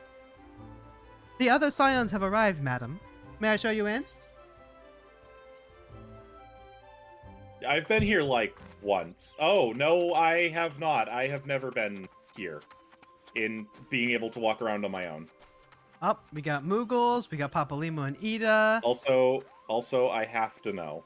Oh my god, we got Rayo Senna. Also, what are you doing, Frog? It says I can cast. It says I can. The button is lit up. Do not tell me I do not sense any fish here. I clearly sense fish here. That's what You do not sense any fish here. Oh my! That button does not light up unless you can fish. Oh my god! I got a water cluster and a lightning cluster from desynthing that longbow. Holy shit! Yeah. Okay, hold on. We gotta do the customary check with the NPCs. First is Ida. It must be something bad to have gotten Kuplo Cop this worried. Have you seen the way his thingummy is bobbing? Then there's Poppy Limo. A threat to Moogle kind? I had hoped the antecedent suspicions were ill-founded, but I cannot see who else it could be. Okay, did the writer just like learn that term and then feel the need to like throw it into every single piece of dialogue he saw? So antecedent is Minphilia's like official title. And I think the writer for this segment really liked overusing it. No. Rather than overusing her name. No kidding. Hey, what's up, Rhea? Our guest has brought ill tidings which must needs be heeded. Isn't that right, Must Kupoko? needs! Must needs! Oh, and then there's the Moogle right there. Oh, I don't know about this. I don't know about this at all. But I suppose Rhea-Oh's right. They've left us no choice, Kupo. Kupo. And then there's Connie Senna. It took 5 expansions, but I love her. Please, you have to stop them. But you mustn't kill them. They're not bad Moogles, Kupo. They're just misguided. A gentle no. Firm thrashing is in order, yes, but no. Calm yourself, Kuplo Cop. Can you not see that she hasn't the faintest idea of what you're talking about? Or him? Or him? Or most of the people here? Be quiet this instant. Pray, forgive his witless outburst. Oh, also, if I don't remember if we confirmed this on not, the two of them are absolutely her family. They are her actual biological siblings. Okay, yeah, she literally just called Connie Senna's sister, so like I acquiesce to that. Well, I could have they sworn do that that- they hadn't said anything about that, but They Yeah. do that as well with the White Mage in the White Mage questline with the previous owner of the White Mage's Soul Crystal, but they have a different family name. So it is both. It can both be a term of the what they are as White Mages, or in this case, they have the same family name. They're talking about their siblings. well. Anyway, Connie Senna here. Most grateful am I that you have come. Phantom Braves. A wonderful name. And upon such short notice. Truly, Gridania could not wish for a more stalwart ally. Kupo? But you are doubtless eager to know wherefore we summoned you. Our friend Kuplo Cop has brought to us news of a most unsettling development. They've built Maybe a the last hot name comes topic in from the something like Twellswood. Rank. Damn it, Maybe the Frog! last name comes from something like Rank, since all the Pajuls have the name format. Possibly. Possibly. I do know Connie Senna, Rhea-Oh Senna, and Arun Senna are actually like blood-related siblings. Yeah, it's just the fact that Connie Senna looks so different from the two of them. Yeah, that's Like she was up to actually. them having different. They just have different character designers. Yeah. I was gonna say it's like Connie Senna actually was allowed to like age up a bit. Yeah, Those. Well, I mean mean, they didn't necessarily want a world leader looking too childish. Besides Nanama. Yeah. Well, yeah, but Fells. Potat. Potat. Oh, fun fact! Did you know Connie Senna was basically designed for a realm reborn? Really? She was created after the switch over to Yoshida as the producer, after they had decided they were going to shutter the original Final Fantasy XIV and create a Realm Reborn. So her character was introduced very late into 14 as like the world leader for Gridania, which didn't really have one at that point. Huh. Well, that kind of makes sense, considering the spirits are supposed to be the ones that are in charge of Gridania, and everybody just sort of convalesces to their wants and needs. It also kind of explains why she has so little, like, voice lining compared to Murweb and Nanamo. Yeah, she's, like, she was in 1.0, but she wasn't in until very late, so, so yeah, it's interesting. Also, I have many thoughts about the elementals, but I could fill the entire stream and then some with those, so I'm gonna leave it be. We'll get to those. Last thing, though, YouTube chat mentioned that Connie is also, like, several hundred years older than her siblings. I buy that. I don't think that's true. I think she's only a little older than them. Maybe. But you know what is a fun fact? If you ever watched the FF14 in a Nutshell series by Robin Studios, or Raptoons, I think it's Raptoons, they don't draw her with her horns. And for the longest time, I didn't realize she had the Padgel horns, because, like, her headdress just, like, completely blends them in. Well, that's the other thing, is she has a combination of her siblings' horns. Each of them has one or the other, not both. So it definitely does feel like the leafy-looking ones don't feel like horns, but they are. Those aren't horns! That's her headdress! Then one of her siblings doesn't have horns. I think the brother doesn't have horns then, because he only has that. We're gonna have to inspect He them does later. have horns, they're just on the back of his head and they're dark colored. I'm gonna have to look the next time he shows up in a cutscene. I was just looking at a picture of him, so... Themora and Frons just grab a small child and start turning him over, being like, "Where are the horns?" Oh no, I have better reasons to grab him and start turning him over, going, "Where did you get your outfit?" Anyway, it would seem that good King Mogomog has returned to Eorzea.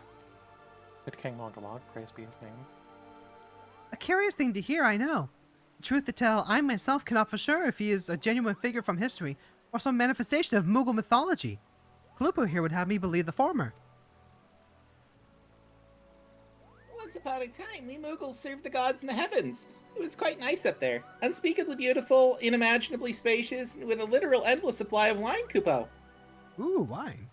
In spite of this, it's possibly because of the last part, the gods eventually became discontent and started squabbling, which made life jolly difficult for the poor Moogles. So good King Moogelmog XII, may his glorious name live forever, decreed that the time had come to leave Kupo. The realm of man would suffice, he said, so all Moogles should live there instead. Unfortunately, the two realms are so far apart that we couldn't safely fly down, but good King Moogelmog XII, may his miraculous foresight be praised, knew exactly what to do, Kupo. He had a rope, you see, the longest one ever woven.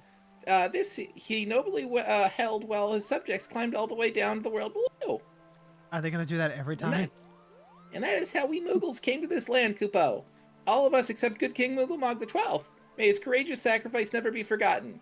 He alone would remain in the heavens so that Moogle kind might last no peace.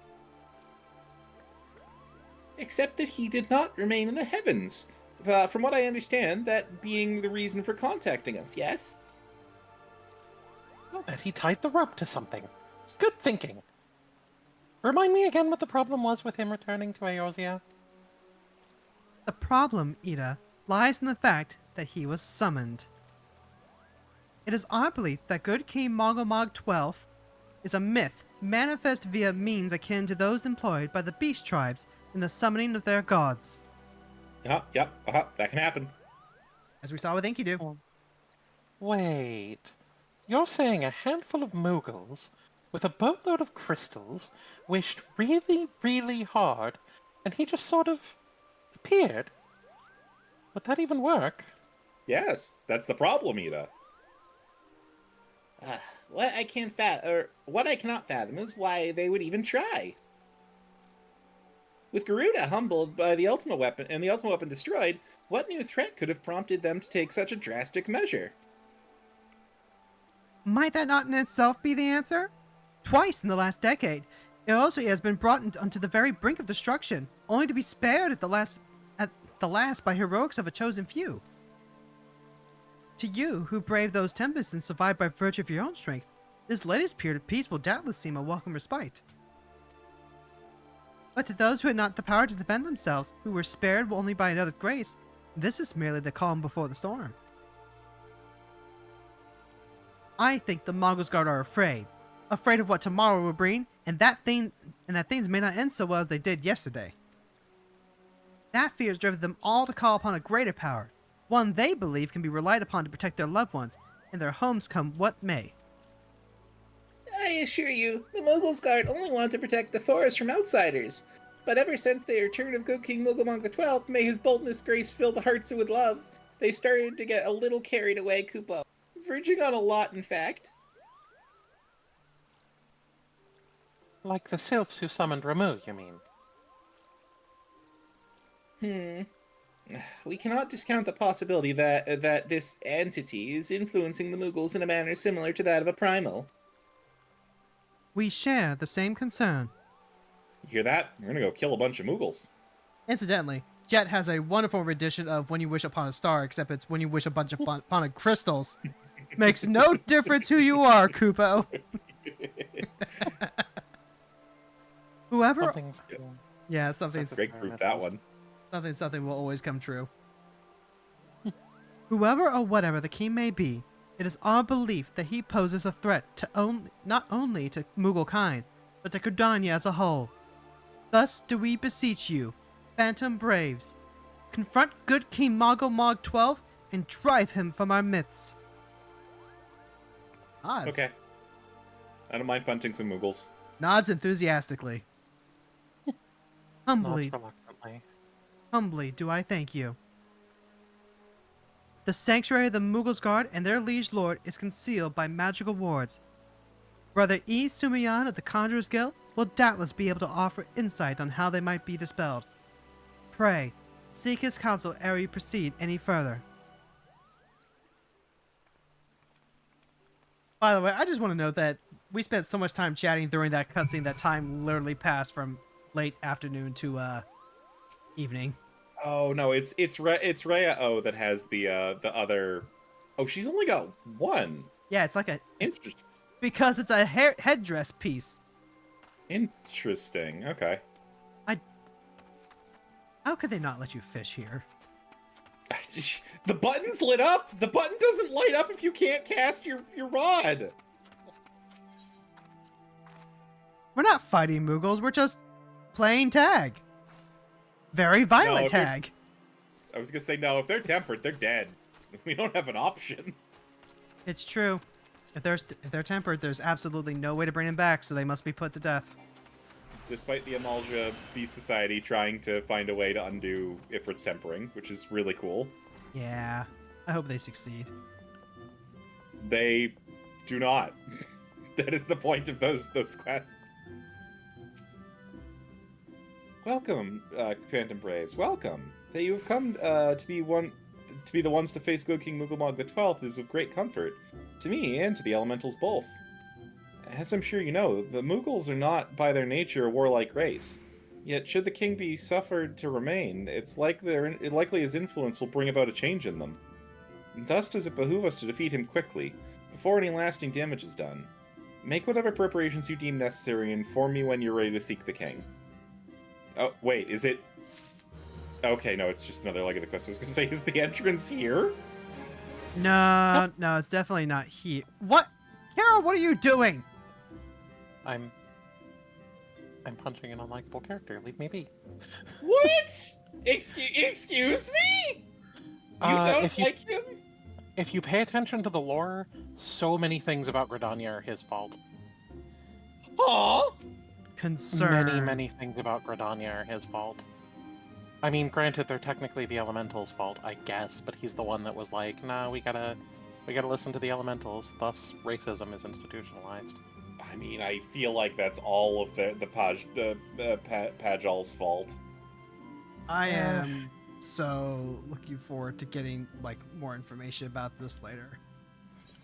Oh, I will have an absolute info dump about the horrible things Isumiyan has done. You can't fish there because you only entered during the MSQ. It would be kind of sad if you literally got soft blocked from Rearfish. I understand that, Sam, but the button to cast your rod was lit up. It doesn't do that if you can't cast your rod. So like Maybe you used to be able to fish there. So like my headcanon is now that Connie Senna had to remove all the fish Because every time that she needed to talk to an adventurer, all they ever did was just start fishing, and they never got to do anything. just the NPCs inside the game being real people looking at us as if we're robots. Just walks in, class change, turns, throws rod. Oh, here we go again. Level 50. So you've selected Regicide. Brother E. Sumayan would unfold to you the secrets of Good King Mogomog 12's magical defenses. The wards bearing access to the King's Sanctuary can only be nullified through the use of enchanted keystones. The selfsame method employed 5 years ago when the first king was summoned to Eorzea. It was with great regret that we were forced to sanction the slaying of the Guardians, who then held the keystones, for none were in our possession at the time. By the grace of the elementals, however, we have been spared that burden on this occasion. Kuplokop confided in me that he had entrusted with a set of keystones with the Mughals Guard themselves. Yet wishing not to betray their confidence, he begged me to find some other means to gain entry to the King's Sanctum. Alas, I have been able to do so, and dare not labor any longer, for fear that the Mughals might succumb to the corrupting influence of their liege lord. We must needs have Kuplokop's keystones. Pray, go to him and beg his assistance. Must needs! He awaits you at West Shore Pier. Impress upon him our great need, and I am certain he will yield. But we really need it. Okay. How that goes, right? But I'm a post-Moogle. You should be my friend and do what I ask you to do. Okay, Kupo. What the fuck? What? What was that? Okay, Kupo. That was not the correct place to teleport to.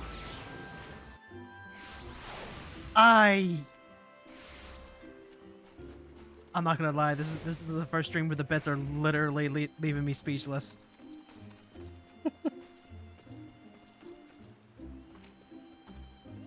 So, how will you do it, Kupo? Oh, he told you about that. Well, if there is truly no other way, I'll do it, Kupo. Take the ferry to Sweet Bloom Pier. I'll go on ahead, Kupo. Alright, Kupo! Out to the lavender beds, that's where our FC house is. Oh god, I need to rotate the shark. What? I forgot about this! That's a lot of Mughals, Kupo. Don't you dare lie to us, Kupo. I know what you're planning, and I won't allow it. I'm going to voice one of them, just so you know. Okay, I got the red one. Threat. I'll get the blue one. This is a threat. Guess that means I get the white one. Open your eyes, Kupo. The king will never be satisfied, no matter how many crystals you bring him.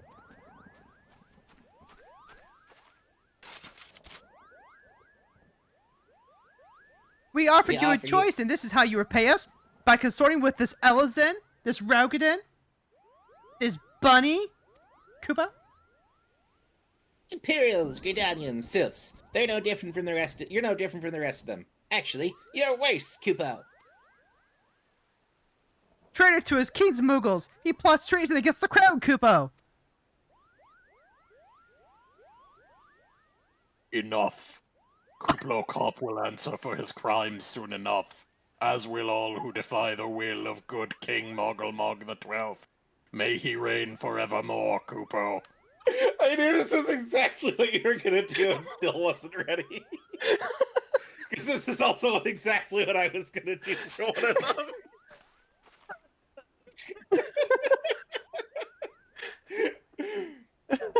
Oh my god. The king is planning to purge the 12s out of his enemies, Kupo. We've got to stop him before it's too late. I think that may have been more effective than any tank buster.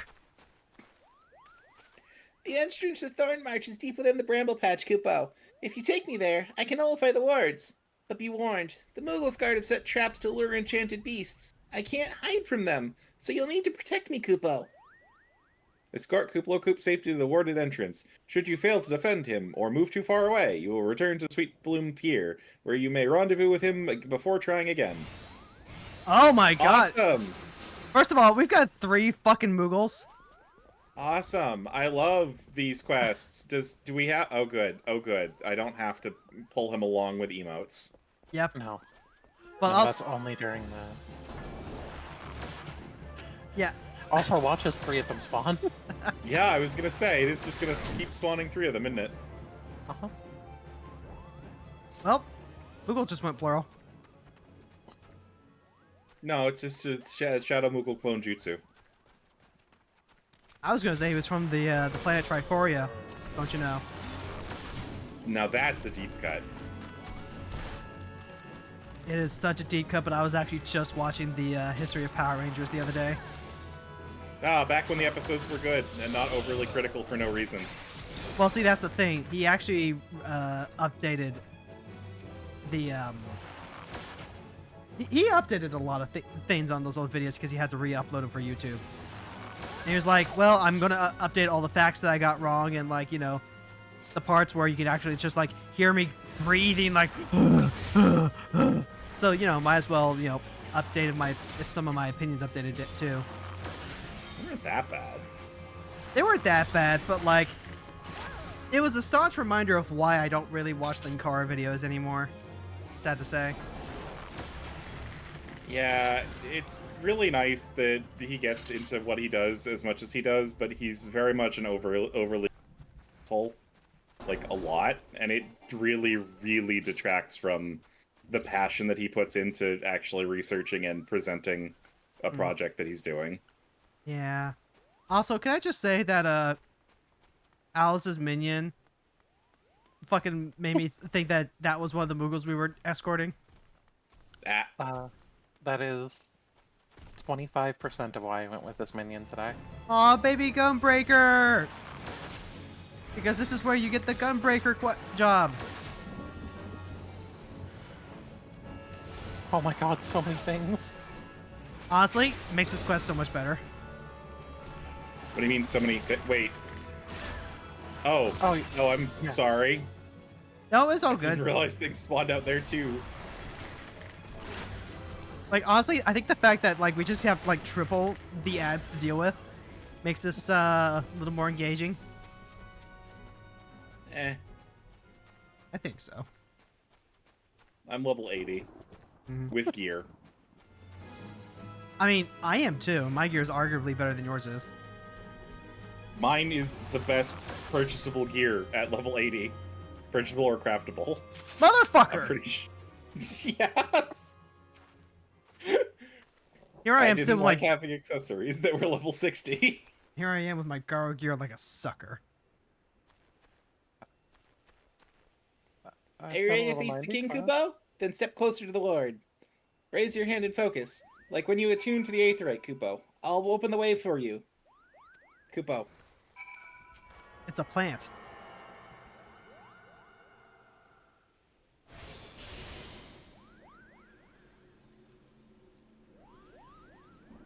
Something going on in chat. Huh. No? The rest is up to you, Kupo. Now go and teach these foolish Moogles a lesson and send the king back whence he came.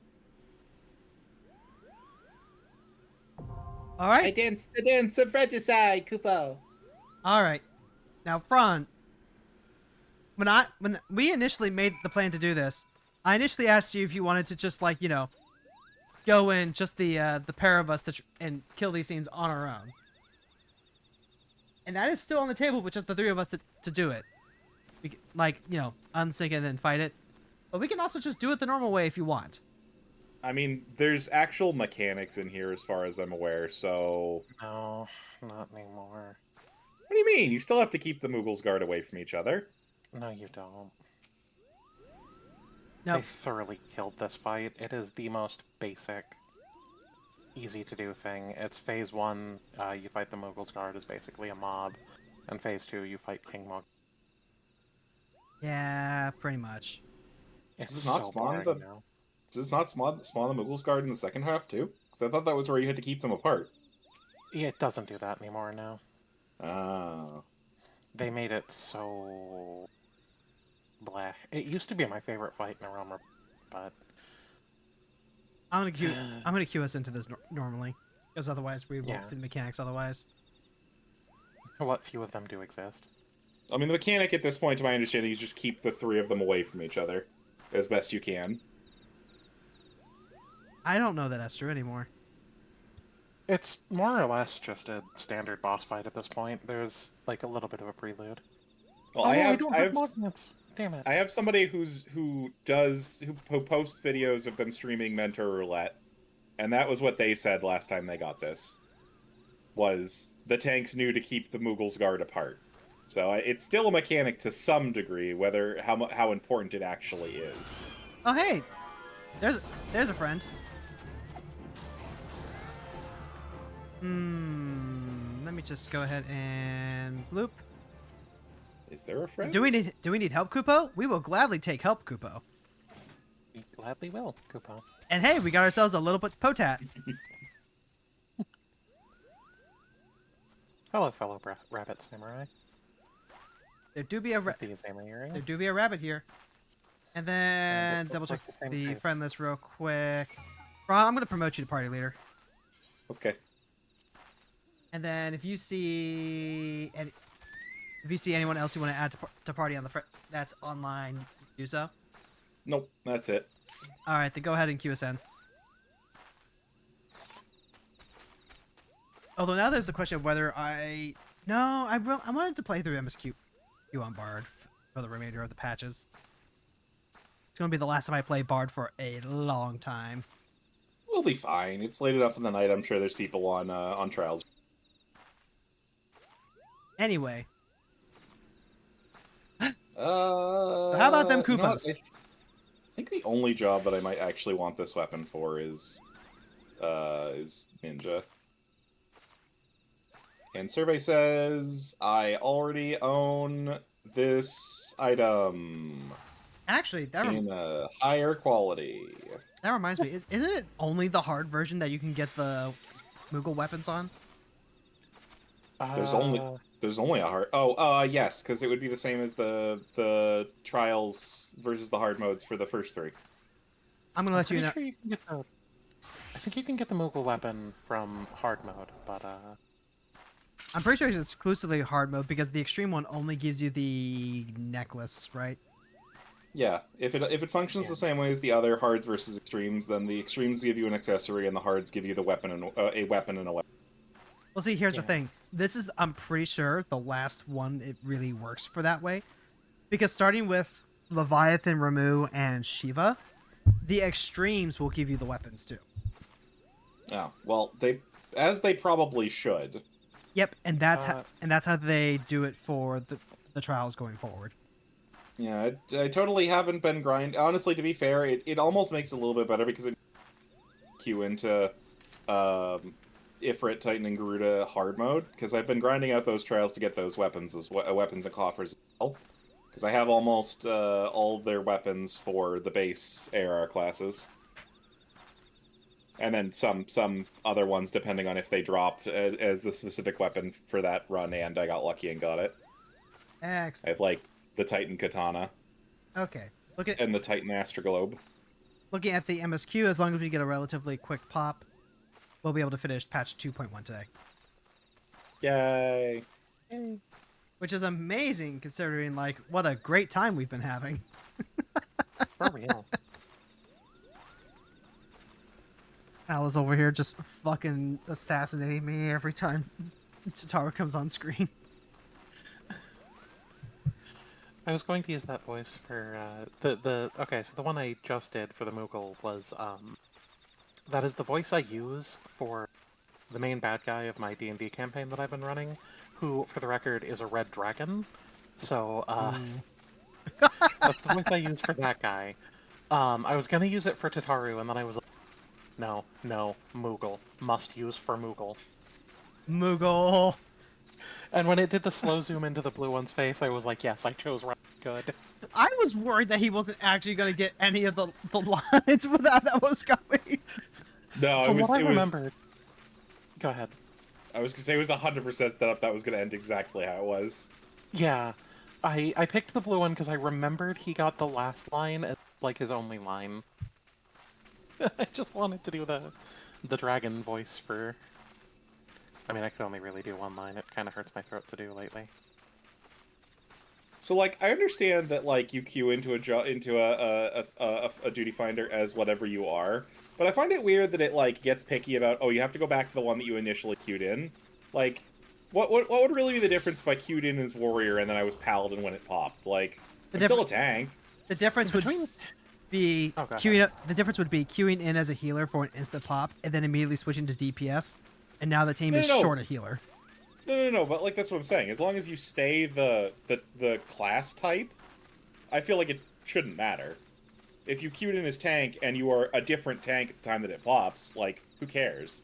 Or if you queued in as healer and then you are the other healer, pretending there aren't 2 more healers beyond RR, it's like what does it matter? Take this with a grain of salt, because I can't say for sure that this is true. I'm just repeating what I've heard. But supposedly the duty finder algorithm prioritizes putting people who are different jobs together, because you have not one that's like visible or anything, but you get a bonus to stats if you're all different jobs. Not like different roles, but different jobs. So like if you have 2 white in a stacked party, you don't get a larger bonus than you would if you got a white mage and a scholar. So I think the duty finder algorithm prioritizes putting people who are different jobs together. So if you queue in as a warrior and then switch to paladin, it could screw with that. That makes sense. I didn't know that was a mechanic. Yeah, granted, I will also add it truly does not matter doing high-end rating. Like it just doesn't matter. Mm-hmm. And that's something that really hasn't changed in some regards. It's part of why I was saying earlier that, like, yeah, the Ironworks is, strictly speaking, the best in slot at level 50 for Realm Reborn, but you don't really need it. Yeah. Well, it's not like it's a huge... It's not like the level 50 crafters stuff or gatherers stuff where the difference between the low level 50 item level equipment and the high level 50 item equipment is like a monstrously different amount. Yeah, for the combat classes, it's usually incremental stepwise, where like you're gonna lose out a little bit, but not too much. Yeah, and see, here's the thing too. The gear was divided up differently back then too. Like you could actually have, if I remember correctly, DPS with tanky gear on. And like YouTube chat is saying right now, you could go with stuff like monk tank, and you can do things like awful. The quote is want a monk tank? Then just make sure your thaumaturge equipped with curing spells, stuff to that extent. It used to be I know for a fact it used to be that you could actually. It used to be for a fact that summoner would summon Titan Iggy. And then Titan Eggy would actually be the team's primary tank because the summons used to be able to hold aggro. Yeah, which, to be fair, that going away was a good decision, because nobody likes their sandwich dying in the middle of a fight. Aww. Chicken nuggets out in the living room it made the micro for the pet classes like really, really obnoxious. Yeah, you would have to move your pet around and whatnot to keep it out of AoEs. Instead of what we can do nowadays, which is... Literally the second I go to switch over my minion. It's not like it would have showed up in the fight anyway. I was going to let it dance with the other Moogles. Because I've got the wedding gift Moogle. Oh my god! Chat! It's time! You know the song!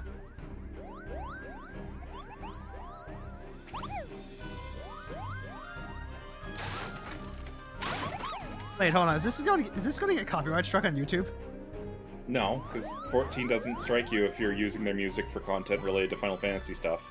I hope so. Kupo, who in the hells are they? Manly Adventures, I'd wager. Muggle's Guard, to arms! Defend the king, Kupo! Oh, that was the blue one. Whoops. Oh my god, we've got another Twitch streamer? Yeah. Damn. Moogle's Guard is simple. We must drive them out together, Kupo.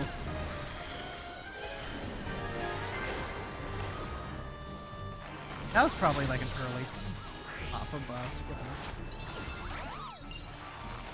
I twitch double tap. Exactly. Also, like, this is the first time in a long time that I've actually done this at level. It's okay. Just spread out, Frons. Just spread out. I know, but I'm already at the edge of the arena.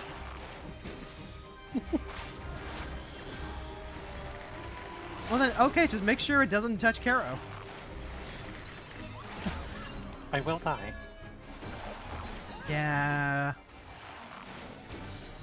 When we adopted Carrow, who was just sticks and stones.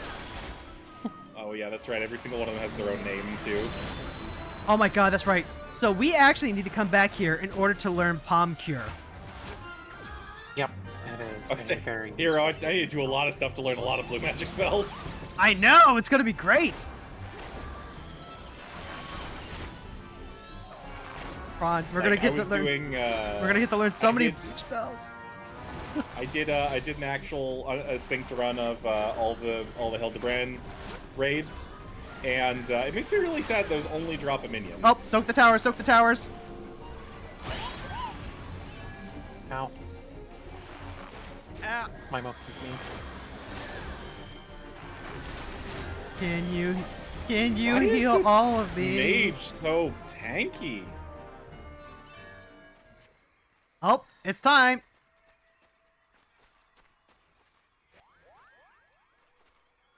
Folks. Boom, boom, boom, boom, boom. Boom, boom, boom, boom, boom. Boom, boom, boom, boom. I don't have Mog Dance yet. No, I don't get that to Heaven's Board. Mog a Mog, good King Mog. Rules with an iron paw. Good King Mog a Mog, good King Mog. It's just Nightmare Before Christmas, but I love it. It is literally just Nightmare Over Christmas.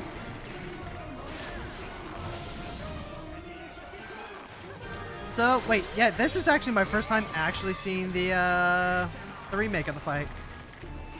It's not my favorite one. Yeah, I know what you mean. Like, I don't think it's bad, but Mogstone 4. No, it's Mogtomes 4. Spread out. Oh dear. Yep. Woo. Carrow, you It's didn't a have to lot walk more through interesting. you didn't have to walk through the acid for that.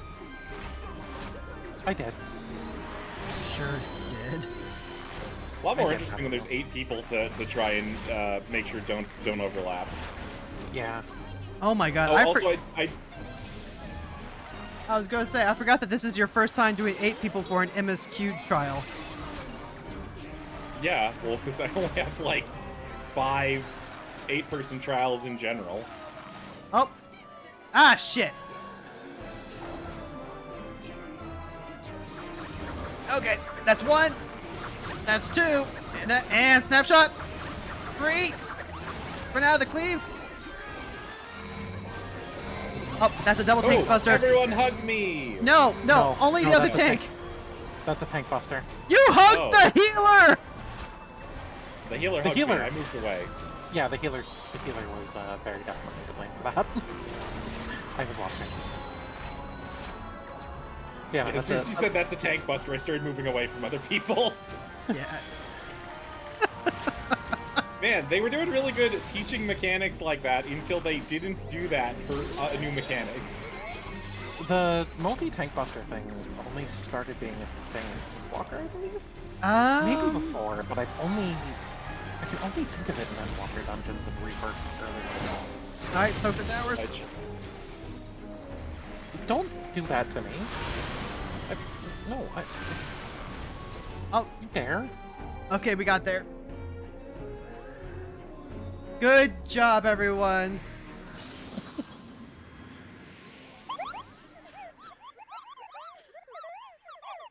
Congratulations, we have defeated...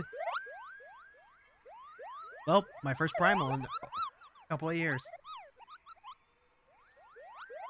Aw, the poor Black Mage Moogle. Being carried off by his paw. Yeah, just like normal black mages in raid content. And just like that.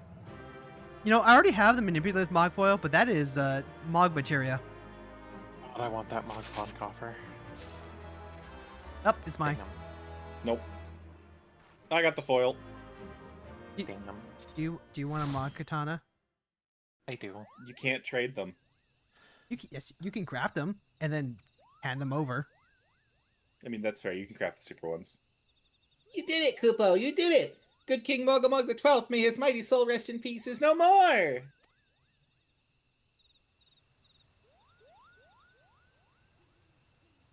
I shudder to think what might have happened had you not stopped the Muggles guard when you did. Thank you, Phantom Braves.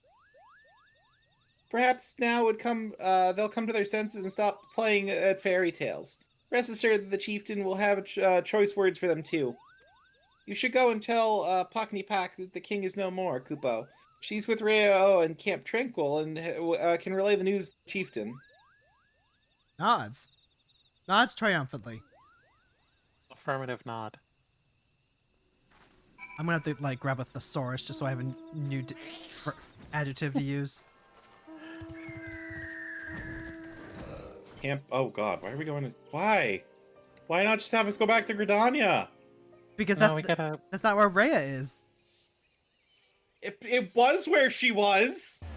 Yeah, but she went back to her normal duty of standing on a rock. With 2 Muggles. Yeah. YouTube chat And yelling coming in here with for those AoEs where everyone spreads out. You don't necessarily have to spread out so far. You can allow the AoE zones to overlap without causing a problem. See, I know No, that. you can't. I had been wondering that, and I proved that today in Praetorium. There was a tiny bit of overlap between my circle and one of the but not the other 2. We took more damage than the other one did, unless that was a fight-specific mechanic for the Iron Giant. There are some that have that overlap mechanic where you take more damage if they do overlap. There are a couple of alliance raids where if AoEs overlap, it'll wipe the party. And there are a couple of raids where overlap matters too. But for the most part, the amount of damage you take being a little extra if they overlap doesn't realistically matter anymore. It was like double for this one. It was 500 versus 1,000. That feels Oh, odd. Anyway, Which for Praetorium kind of means a lot when the tank caps out at like 6,000 HP. well, we got a Moogle to talk to. Do I dare believe my ears? Good King Mugamog the 12th, may his magnificent virtue serve as an example to all of us as fallen. All Moogle kind owes you a debt, Kupo.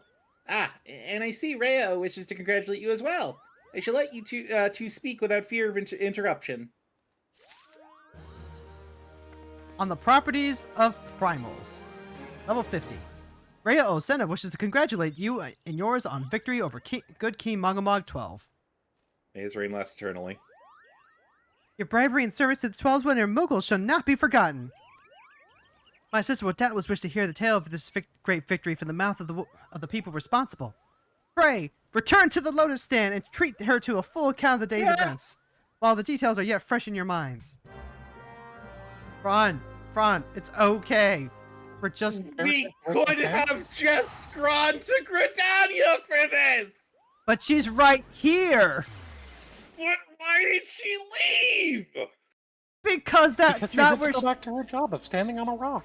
Yeah! They're bleeding me of my gill. Debt by 1,000 cuts. You are a gillionaire! I am not. I spent like 500,000 gil today upgrading all of my gather. You were a gillionaire! I mean, I still have 1 billion gil, and hopefully the things that I posted on the market sell for what I posted them at. If they do, I'll be back to over 2 million gil. Look, Fron, I know might be to 3 if I get lucky. Fron, I know you're not a part of the 1%, but like, you don't have to scrounge for pennies anymore, man. I kind of do. No, you don't. Market board's expensive. Fron, we need to talk about like personal economics. We need to talk about your market board addiction. This is an intervention. Look, it's not my fault that I can't get to the further down crafting materials to make things. Hi, Ida. You're friends with a gatherer, an omni gatherer at level 100. Just ask me. I want to grab them myself. I want to grab them myself and make them myself. Well, you can make them yourself, but if you want materials that you can't get, I can just grab them and bring them to you. I mean, that's fair. It's true. It's what being part of an FC is about, Fron. Remember? Yeah. Hi, Ida.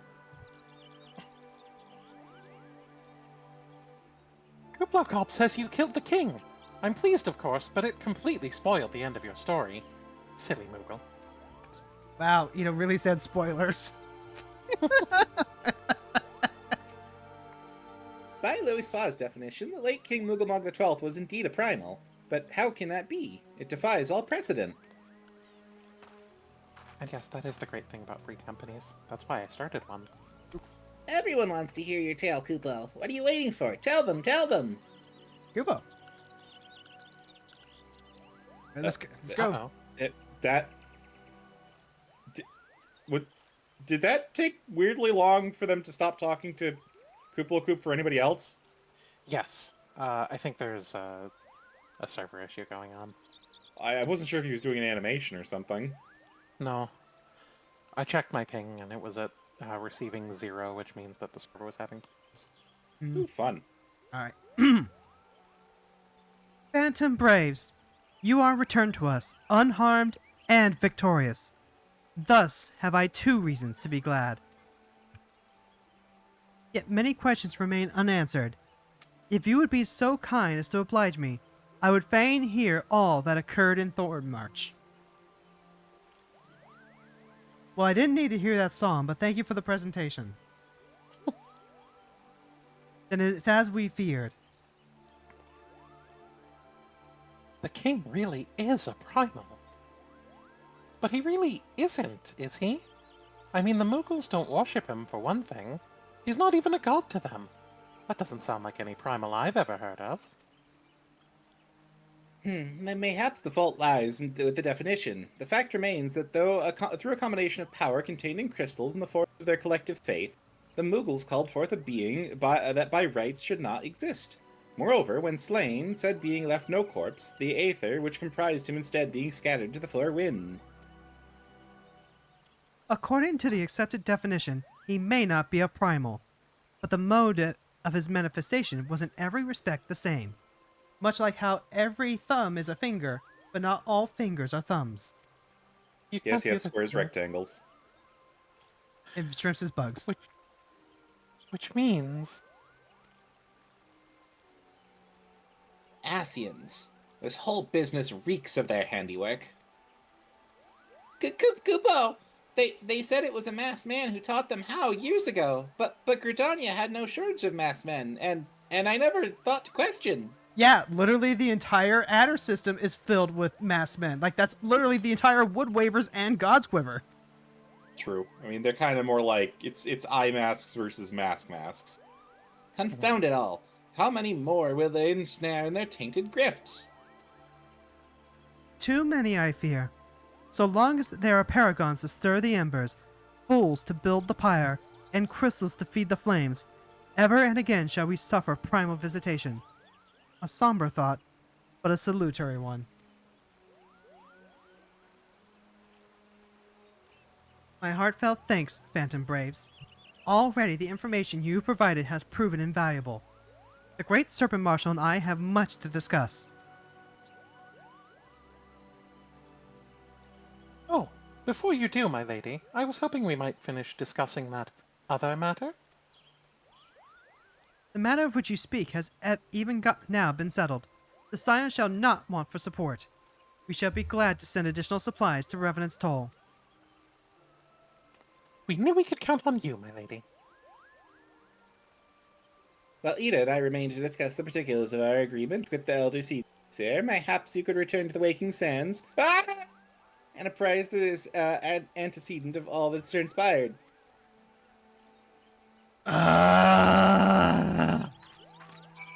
But first, blue Harsha font in the background is really distracting me. Oh my god, it is, yeah.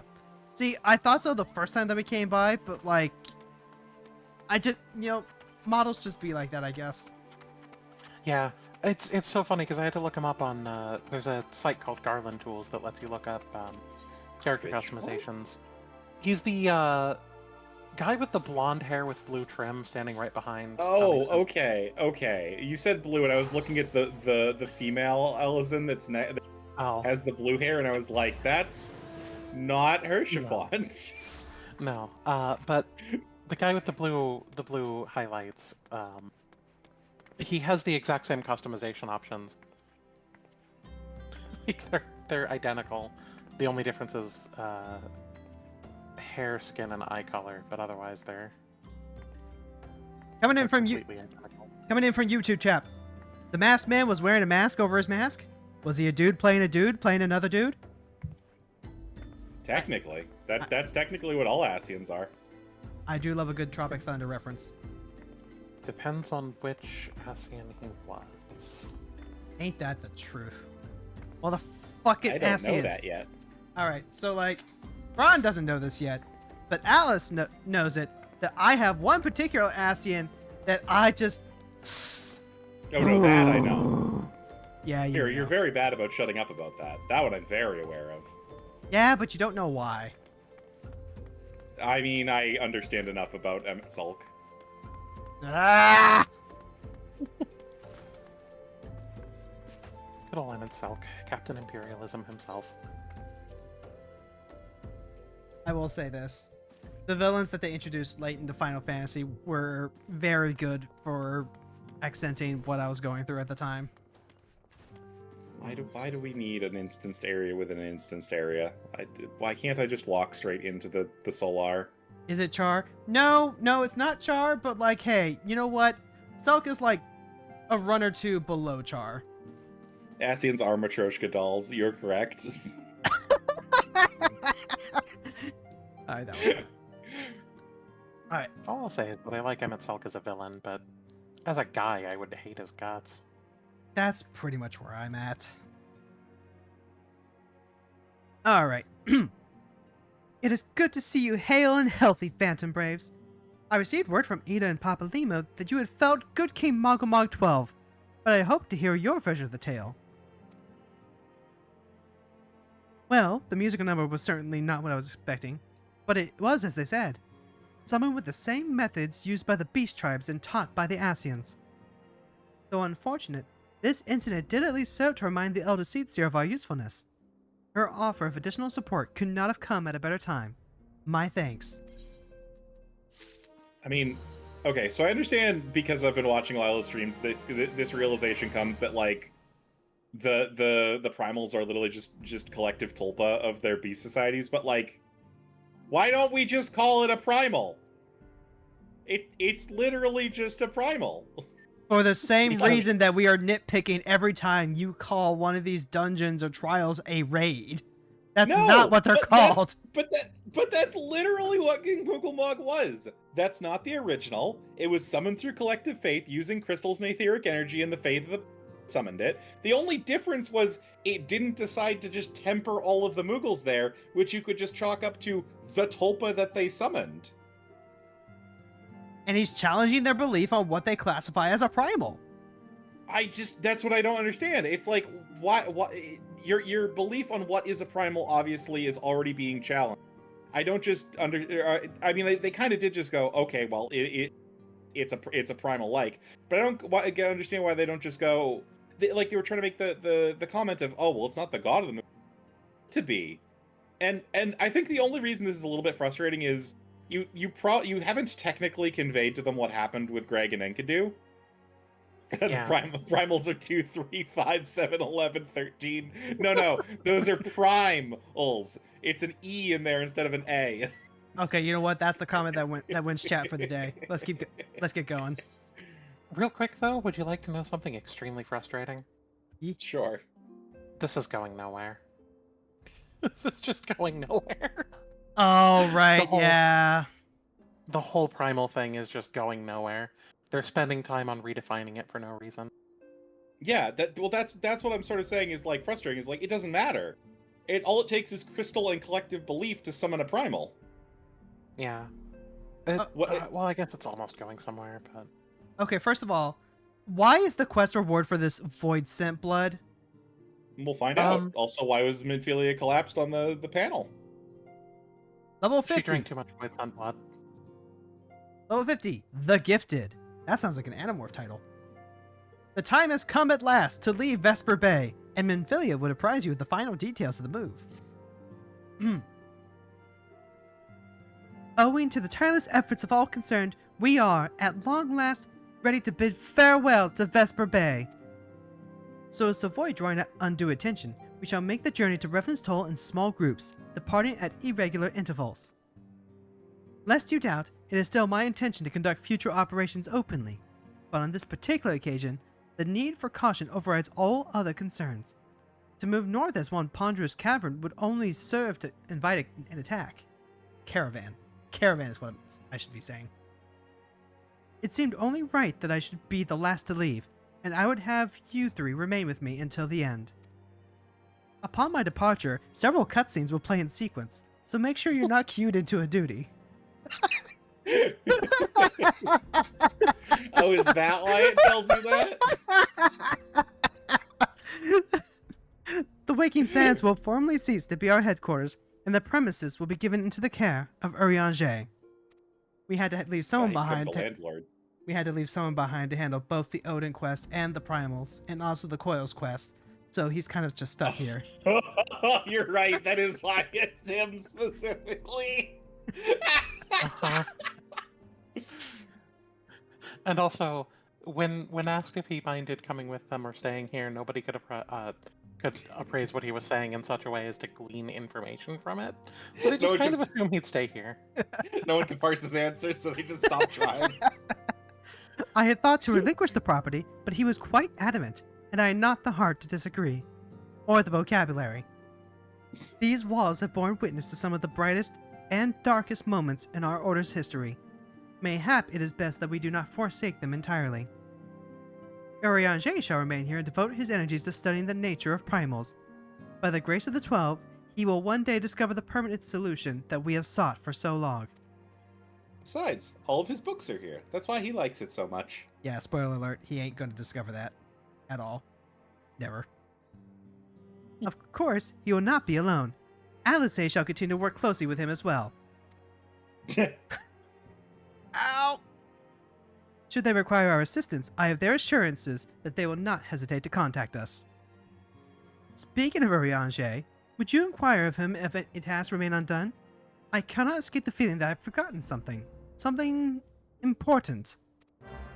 Wow, does it have anything to do with the blast that we've left in Wineport for 2 fucking years? I mean, she's not there for me yet. Or me. Also, oh my god, this is my favorite unintentionally hilarious moment in this entire game, start to finish. Oh? You'll see. I'll talk about it more when we get to it. Oh boy. Chat mentioned that they haven't heard Animorphs in a hot minute. Yeah, we're all about them 90s throwbacks here. It goes into the idea that it doesn't need to be any specific being people already considered a primal. It could be a brand new creature that's been summoned. But that's my point. We already, through Enkidu and Good King Mugglemog the 12th, have that very clear to us. It should be canonically a simple thing to explain, like, no, it doesn't matter what the thing is. It matters that there is a bunch of crystals, etheric energy, and fervent belief by a subset of people. Point of reference. By a group. It doesn't even technically matter because Tempered can help summon the primal that tempered them. Well, point of reference. We don't actually technically know about Enkidu until 1.5 because the Hildebrand quests were, like, chopped up. So Enkidu is actually following the precedent set by King Mugglemog. Okay, fair enough. Anyway, Mr. Urianger? Thou art ever welcome, Crystal Braves, but I require no assistance. Pray, take thy leave unburdened by concern for my well-being. Verily, my countenance bespeaks a desire to quit this place without any further delay. Mayhaps thou thinkest this chapter of our tale concluded, that these halls should rightly be consigned to the annals of history? In man's eagerness to seize the future, how readily he doth set down the past. Full many a proud pioneer hath bravely stridden into the great unknown, only to find there the banner of his ancestor, faded by the eons. And still, man glorieth in his discoveries, 'tis through his pride and wisdom doth ever give way to ignorance. While they do lurk in the shadows, remain hidden, lost no sooner than they are found. It was pretty good. It was like a 89%. Anyone want to translate that? Don't be so hasty to abandon old things in pursuit of the new, because if you abandon the old stuff, then the new stuff will not learn from the past. And Tech oftentimes, bros! when someone thinks they discovered something new, they find that it's already been discovered and a path laid out for them. Hashtag don't be Yes. a tech bro. Yeah, don't be a tech bro. Don't reinvent vending machines and call them bodega boxes. It Don't- won't Don't try and reinvent trains and buses. I was literally about to bring that up. Thank you. Every week or so, they reinvent the train. Be not offended, friends. Thy conduct has been beyond reproach. Despite thy surpassing strength and all thy many victories, thou hast never been so convinced of thine own greatness as to imagine thyself above the failings of thy forebears. Mayhaps it is the echo which has opened thine eyes to the lessons of history. Would that the same could be said of Alphino? Wop, wop, wop, wop, wop, wop. Ah! Whence came that cry? The Solar, 12-4-10, the antecedent. Now, at this point, I'm willing to believe it's Minfilia learned that, where decided everyone else mandatorily had to call her by it. Right there, butt cleavage, prominently in front of the camera. Hey, do you guys think the camera angles in video games can be a little weird sometimes? No. My friends, you must. Context headache.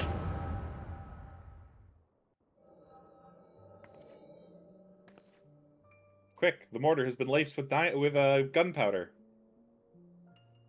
Man, what happened in like the 5 minutes we were gone? Right? That's why this is my favorite unintentionally hilarious moment. Like, Now see, we just walk out the door and then immediately this happens. Urianger just talks a lot slower than I made him talk just there. True. True. If we thought we were there for like 5 minutes, turns out it's been like 2 hours. Yeah, there's a lot of fat that the text cut out for us. Also, coming up, I would like to voice the character that will appear in this scene. Alright. Okay. Tell me, If Louis. that is okay with you. Tell me, Louis, would you have done the same?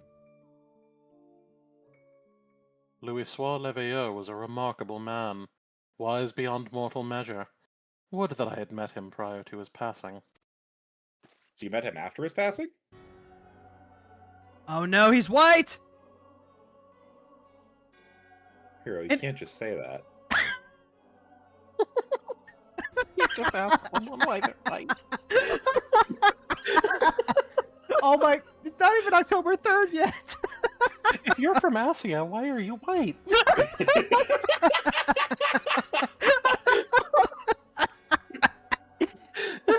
Oh, we are making great use of our last half hour.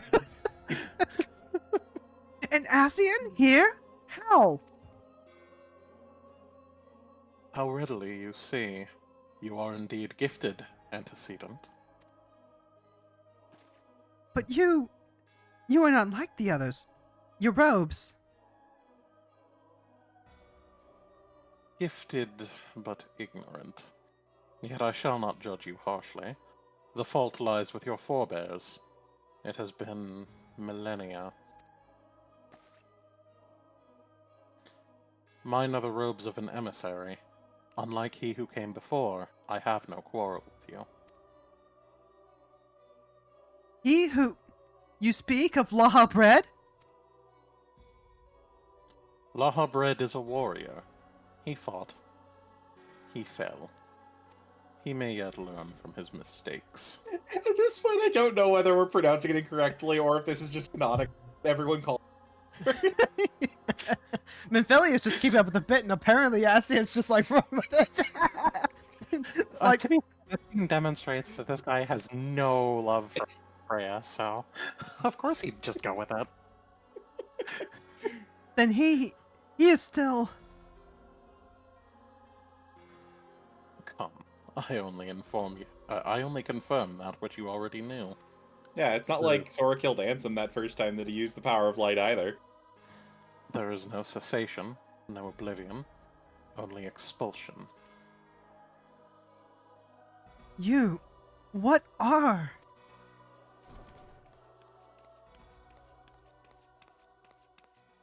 It's Tataru, you got... We're ready when you are, my lady, if there's nothing else. Is something the matter?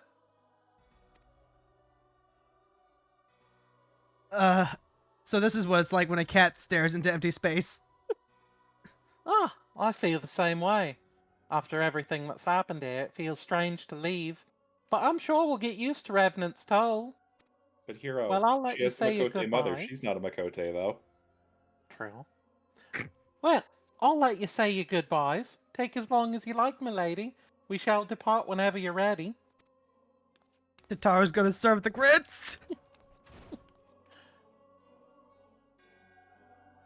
It is only to be expected. She lacks the gift and the knowledge both. To her, we are indistinct. I don't understand. Are you saying you're a ghost? Shadowless, fleshless, formless. What truth there is in each tale is diluted by time and telling. Sounds pretty much like a ghost. Knowledge dictates expectation, and expectation colors perception. Thus did she perceive not, and do you see me as a ghost? He's wearing the white sheet too! Yes! So it is with all but a chosen few. Even you, when young, could not yet see with eyes unclouded. You know nothing about me. Nothing! The gift grants you clarity, it grants you focus. With it you may in time come to see us as we are, rather than this crude approximation. Laha Breadloaf did not think so highly of the Echo. We knew what La Breadloaf thought of the Echo? I guess! Laha Breadloaf is wrong about a great many things. The Echo is indeed a gift, albeit one you have yet to master. And if we did? There would be no strife between our peoples, for we would be of one mind. I don't know if I agree with that. I leave as I came, in peace, Antecedent. May we meet again as friends. Wait! Stay where you are! Oh, that's smart, and I fell on my keys. Mayhap I was indelicate. 'Tis a mercy she shields her children from his grace with such resolve. Was it also by her hand that you survived the ardor, I wonder?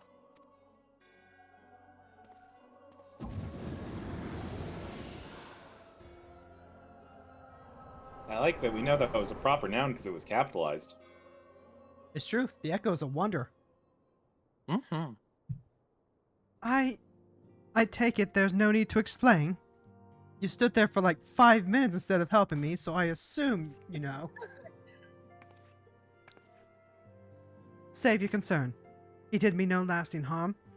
Whatever his intention was, it was not to kill. You don't know that. There could be internal damage. Well, that's okay. That's where the blood is supposed to be. I heard a cry! What happened? Are you alright? You look faint. Do you need to lie down? I could fetch you a flask of my special tonic. Urianger, send word to the students of Aldesian. Tell them to scour the archives, the forbidden tomes in particular. If there is any reference to an Ascian robed in white, however oblique, I would know of it. An Ascian, my lady? What, was that what gave you cause to cry out? Either that, or a ghost. I did not but moments ago glimpse a figure clad in white set forth from the wandering sands. Yet asking I want to employ teleportation magics. Why would one be so brazen? Because it's actually a ghost, I agree. I know not and care not. Find him. Turn every stone in Vesper Bay if you have to. Wait, so Urianger has the Echo as well? Pray, No. attend me to Taru. No, the Ascian was just wanting to be seen, so he just walked out. That's not what he implied, though. He implied that Tataru couldn't see him because they didn't have the perception to do so, which would imply the echo based on the rest of the conversation. So it's not explained terribly well. I don't know if there were quests that were cut or but essentially he can be seen by people who have the echo perceived. But if he wants to be perceived, then he can be seen by anybody. Huh. Okay. Yeah, that makes sense. That just isn't the context of how it was conveyed, but that does make a hell of a lot more sense. Yeah, true. it's not explained very well. I don't know if it was like cut or something, but yeah. Oh my god, the quest for King Moggle Extreme has been cited. Oh, hello. Spooky music. I am told that you are the Warriors of Light, but I would know for myself. Oh, I'm in the wrong outfit for that, sorry. I shall walk north, and you may choose to follow. Know, however, that you will be waylaid if you do. You may even perish. Should you survive, we shall speak anon. I would prefer to speak knowing who the fuck you are. Well, that's why we're continuing on. After him! Mush! And kidney punch. I got that reference. Well, that's literally what my upheaval is. Just big honkin' punch. 30-second cooldown. Yeah. What? Ron, why? What did these bloated He bogies said do we would to be you? waylaid. We must persevere. That's a gruesome gargoyle. Sure is. Oh, but only one this time. Yeah, if it has the little, like, circly thing, then it's, the enemies are shared between us.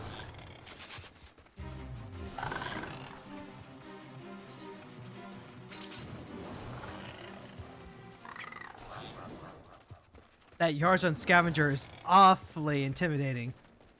I love how we're just Sure doing is. a guild test currently. We are, aren't we? Yeah, we're literally just doing a guild. We're doing like the second guild test. Is that what we're doing? Yeah. Yeah, it follows the same path, because all the guild tests take place in the overworld somewhere. Huh. Which is super weird. Which is super weird when you do the bomb one in Korthus, and you're just like, how did you get me to Korthus? I'm like level 5. You know, that reminds me, at some point you're gonna have to help me unlock the rest of the guild house, Fron. I have to.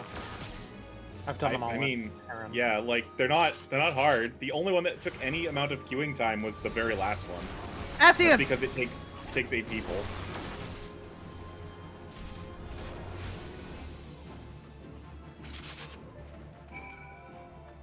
What now, Hi there. nerd? Bye. We followed you.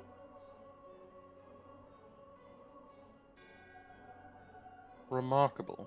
Truly remarkable. I thank you for granting me this indulgence. None save he who bested Laha Breadloaf. Sliced Breadloaf? No, I shouldn't keep adding to it.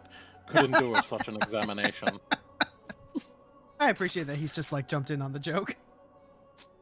Have the laws of man grown so twisted in my absence that it is now permitted to lay hands upon an emissary?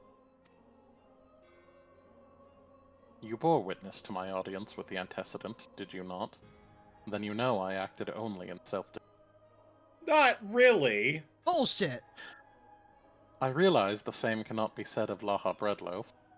Even amongst his brethren, he is considered unique. Nevertheless, Nevertheless, I cannot wholly condemn. For through them we discovered you, ones so strong in the gift that he could cast a.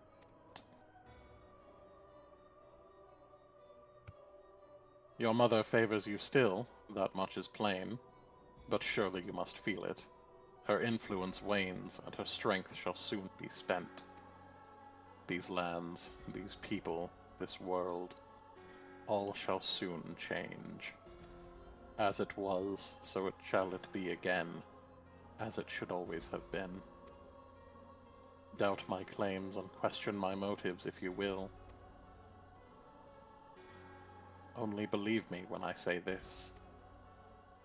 I am Elidibus, emissary, bearer of the word of the one true God, and we shall meet again. Motherfucker! I What could was that not. here? You broke up a little bit. I was trying to remember who the fuck this could be, and like this fucking guy is like, it's not. I don't hate him the same way I hate the other characters. It's just he has a very stupid face, and he has stupid plans. Yeah, but it's And a I stupid, am. stupid face you want to punch or a stupid face you want to kiss. A face that Very just much says this he's for me. stupid. I am unbelievably feral about it, so, you know. You know what? More for you. I promise, I can be trusted. I'm normal. I'm perfectly ordinary. If you don't believe me, look at my Discord username. Dead. Dying. Slain. My Discord username for chat, because I don't think they can see it, is an ordinary crow. So, I'm ordinary. I'm normal. Regular, even. Symphilia, we found a thing. Thank the gods you've returned. After you left, I began to worry that I might have sent you to your doom. I take it our visitor proved elusive. Beg pardon? He was waiting for you? And you just followed him blindly across the land? What I did you... punch real good, Minphilia. What did he say? As it was, so shall it begin again? Of when does he speak? And of what, exactly? The words of this Elidibus pretend much about, but reveal nothing, save perhaps a measure of disdain for Laha bread. I'd hoped for answers, but it seems I shall have to be content with a wealth of additional questions. A much different kind of wealth than what we started this patch with. I agree with you. I'm still unclear why this gives us 2 Void Scent blood. We killed a bunch of Void Sun in pursuing La Habrea, so we Yeah, just brought it but- back to Manphilia and asked her to put it in a jar. Yeah, but Elidibus didn't tell us to, like, pick it up. No, he didn't, but we picked it up of our own volition and just brought it back to Manphilia, like soaking through our gloves, and we're like, hey, can you put this in jars? Mhm. And she kind of stared at us uncomfortably and directed us towards the jarring facilities. Anyway. Yeah, that sounds like something we do. Alright, time for the final quest of the patch. Level 50, build on the stone. Minphilia has a final favor to ask you. I don't think that's gonna be the last one. By any stretch of the imagination. No. Let us set aside the matter of this Ascian until after we have completed our move to the Rising Stones. There is but one final favor I would ask you before you depart. Bullshit! I No, believe... before we depart. There'll be more after we get there. True. I'll grant that. I believe I mentioned before that my father was a member of the Allegan Resistance. The truth, however, is more Yeah, that's a complicated than different that. thing. As far as the Empire knew, he was their I was literally about to make a fucking Hamilton reference. As far as the Empire knew, he was their spy. He maintained the deception for nigh on half a decade, furnishing the Resistance with vital Imperial secrets while feeding his paymasters subtly conceived misinformation. False news, if you will. When he died some 15 years ago, my father left behind his journal, which I have closely guarded ever since. It contains every shred of information he and his agents could steal on what they believe to be the single greatest threat to Eorzea. Capitalism. The second one being the primals. Its wisdom has guided me through the years, though there is much within I still don't understand. It is my hope that Urianger will fare better. Tell him to treat it with care. It is all I have left of my father. So, like, I feel like you could give this to him yourself and not hand it to us to walk, 50 feet into the other room to hand it to him. nope, she's stuck behind the desk again. Yeah, her mom's not in the room, so she can't leave the desk. That's the Goddamn rule. goddamn that super glue soaked carpet. Does that mean the Asian is her mom? It just raises too many questions. He's her dad now. There's a dysfunctional family if I ever saw one. Has to be a parent in the room now. That's the rules. I thought thee departed. To what end dost thou linger? Have book. Legacy of Menphelia's father, who perished in the parade incident of 1562 when a Gube broke free of its magical fetters and ran amok through the streets of Ul'dah, contained a wealth of stolen imperial research on the primals. Is yet to be. You've had this for minimum 5 years, Menphelia. What? He's had it for 15, I believe.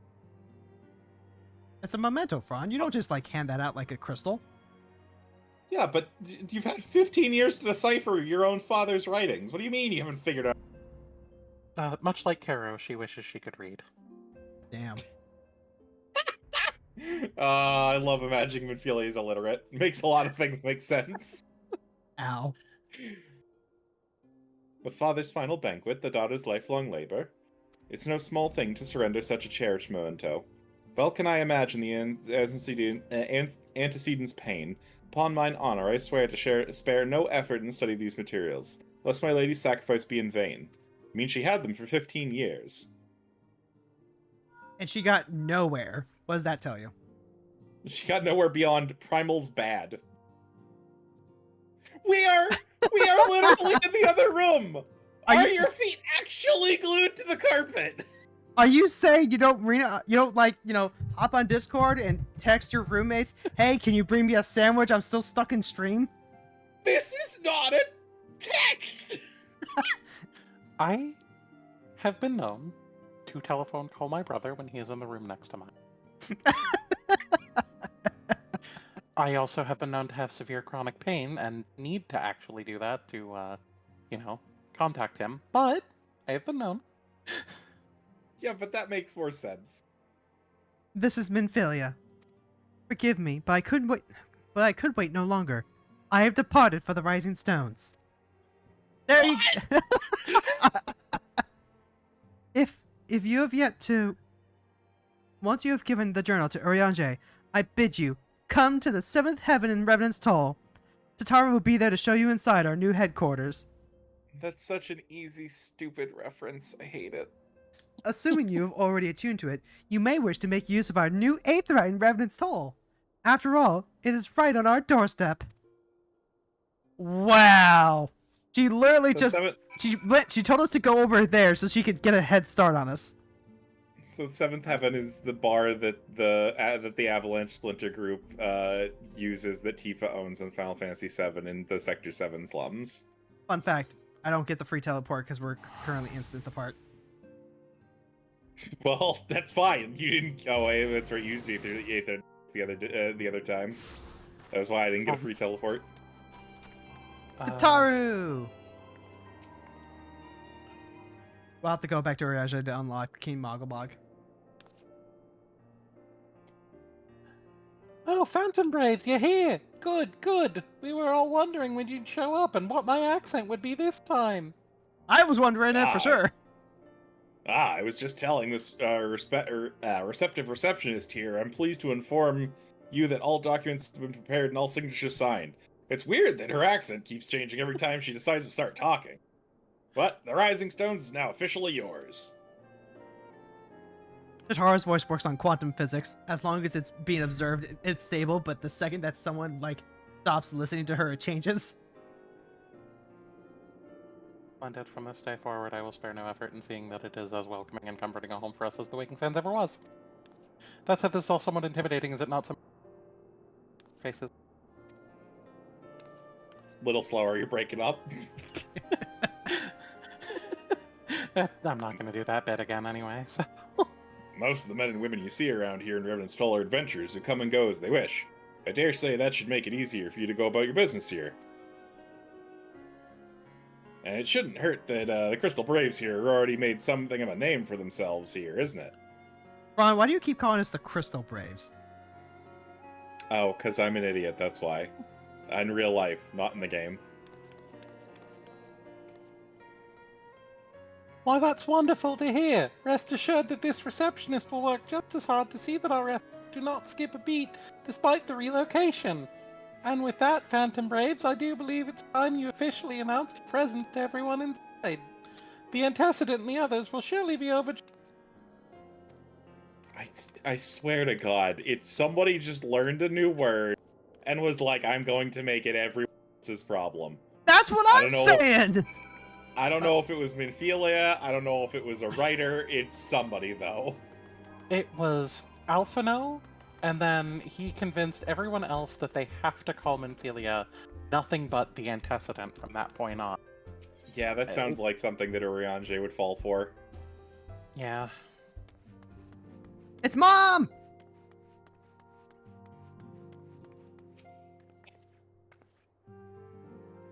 Oh, you wish to help?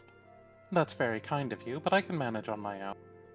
Besides, you should be out having grand adventures, not withering away here with me. Ma'am, you are in your late 30s, please. And right behind her, we got Thancred! Hey, guys, check it out. This is Thancred. As ravishing as ever, perhaps for old time's sake she would... God, it's Frons, don't sneak over me like that. We bards are easily startled a lot. Sir, you are a rogue, and also you killed that woman's adoptive daughter's father. No, bad. Bad, Thancred. Over here in the corner, we got Stola. As you can see, our Charlian allies have furnished us with a wealth of new tomes. It would be prudent for you to broaden your knowledge as well. No, I'm good just licking the rocks, Y'shtola. And apparently Carrow I absorb the knowledge by osmosis. There's a wizard. There's a wizard man back here. Oh, hold on. I have a voice for him that I do. For Coltonet? Uh-huh. I voice Coltonet, and my brother voices Hoary Bolt playthrough.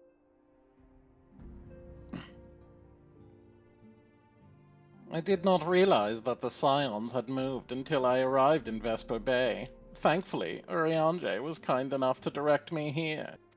I know I've only just joined, but if there's anything I can do to help, please let me know. You could take a hint, apparently. And then over here, we got Mr. Hoary Boulder, Ida, and Papa Limo. And apparently Ida has just schooled this man. Naturally. Let's talk to Hoary first.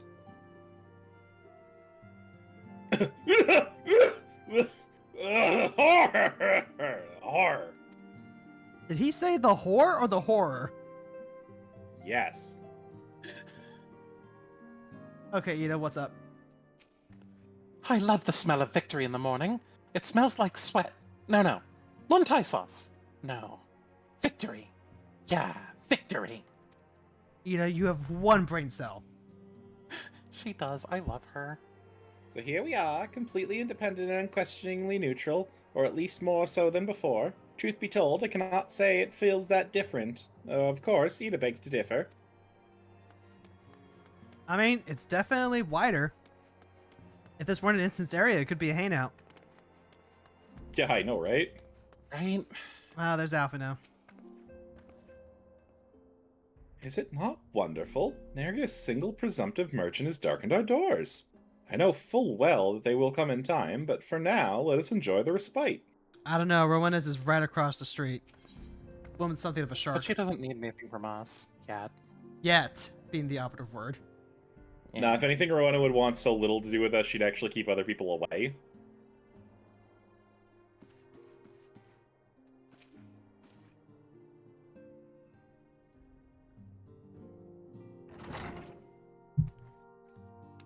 Yeah, no Oriange. Which might have contributed to why I did not know who the fuck he was by the time I was in Heavensward patches. Yeah, if you sped through the dialogue, you absolutely would not have gotten a good picture for him. Yeah, you really only interact with him when the hard and extreme trials are involved. Mm-hmm. Well, it certainly is spacious.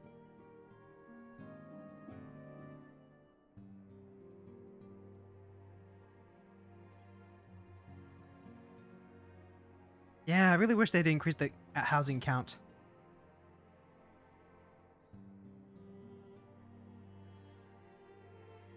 Nah, see, they keep making more and more complex housing items. Today marks a new beginning for the Scions of the Seventh Dawn. For today, we declare our independence. But, Minfilia, we were already independent. Not until the tea One hits could the say harbor. today is our- One could say today is our Independence Day. Ah! No, I don't want to have to deal with poo-poos. Unfortunately. I got We that. shall henceforth be beholden to no nation, but serve all of Eorzea's people, proudly and openly.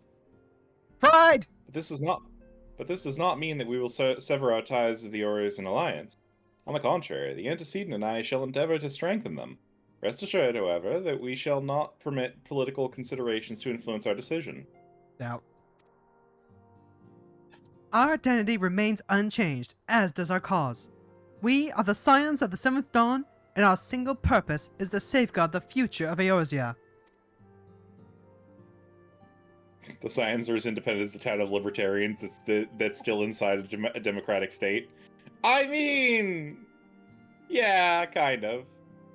I hate that. I hate that so Hooray, much. Eorzea. Yeah!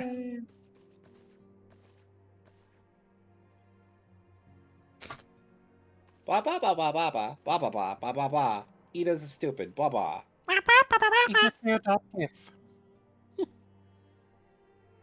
A moment of your time, my friends. I would speak of Elidibus. Oh, there he is. Oriange, not Elidibus. I was about to say there. That a Freudian slip? Pardon my intrusion, my lady, but the matter which bringeth me will admit no delay. Mine every attempt to contact the students of Beldessian hath been met with silence. I'm just saying, we've never seen Oriange and Elidibus in the same room together. True. Isn't that explicitly a thing that happens in a later patch? Yes.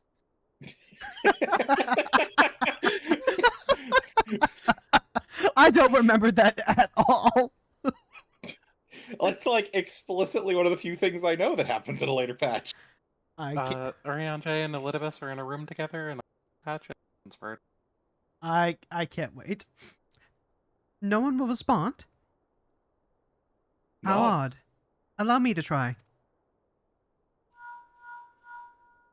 Wow, just trying to fucking destroy my man Urianger right there. No response. Surely they would not ignore us. They have never yet, my lady. I fear we must assume the worst. No. No, I would not believe it. An outpost, perhaps, but not their headquarters. Their wards are beyond circumvention. Had they come under attack, they would most certainly have raised the alarm. None could penetrate their sanctum unnoticed.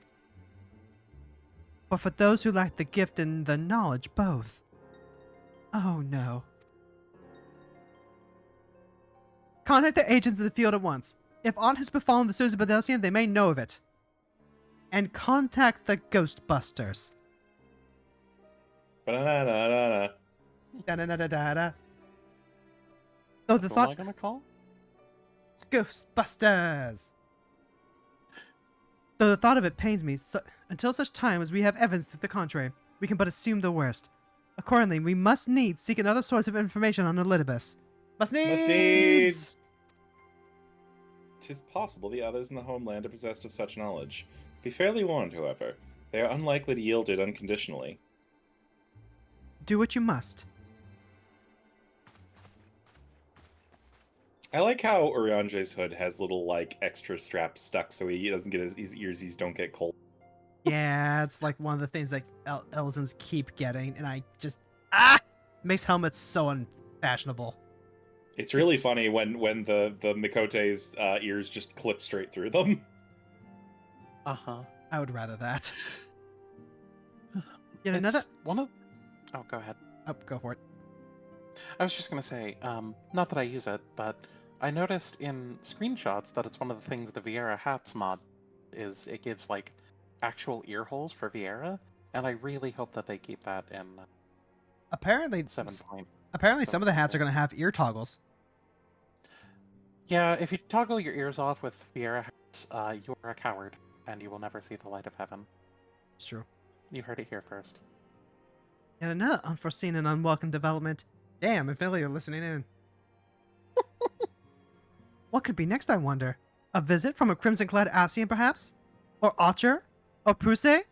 And which of our allies will then fall silent? Also, Or- it's ochre. Gesundheit. For a time, I thought we had gained the upper hand.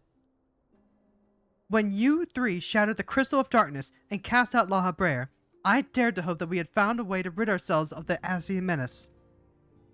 But I was wrong. He endures and may yet return. Upon that point, I have no doubt that Elizabeth spoke true. Yet there must be a way to destroy them utterly. A way to spare this world their unholy machinations. Wow, Minvillia's out for fucking blood. Yeah, I mean, she did get stabbed. that's true. I dare not consider the alternative. There are forces at work that we do not understand. I discern them all around, and disturbances too great and too numerous to be dismissed as mere coincidence. Doubtless the Paragons are involved, but how and to what end is far from clear. I know not what will come, but I do know that we will rise and meet it as one. Odds. Asterisk, stoic nod, asterisk. My stalwart heroes, your faces are as a picture of resolve. I know that you will be ready when the time comes. With luck, however, that will not be for a while yet.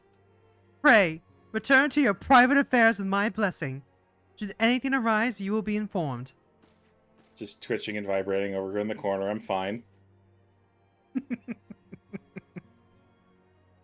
Cryo, where are you?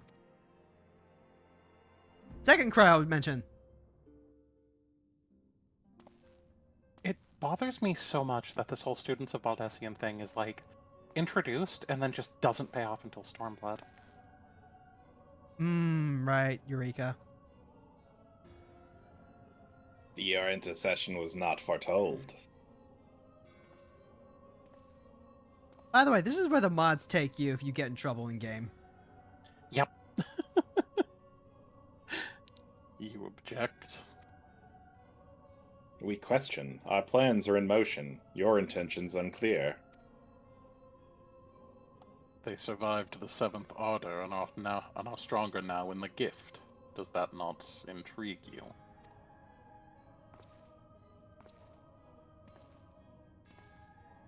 No, it does not. Serve as you will, so too shall I. We labor not at cross purposes. The wisdom of his plan shall become apparent in time. The veil is lifted from their eyes. And at long last they see your wretched mutton chops. No, we could see those in the cutscene.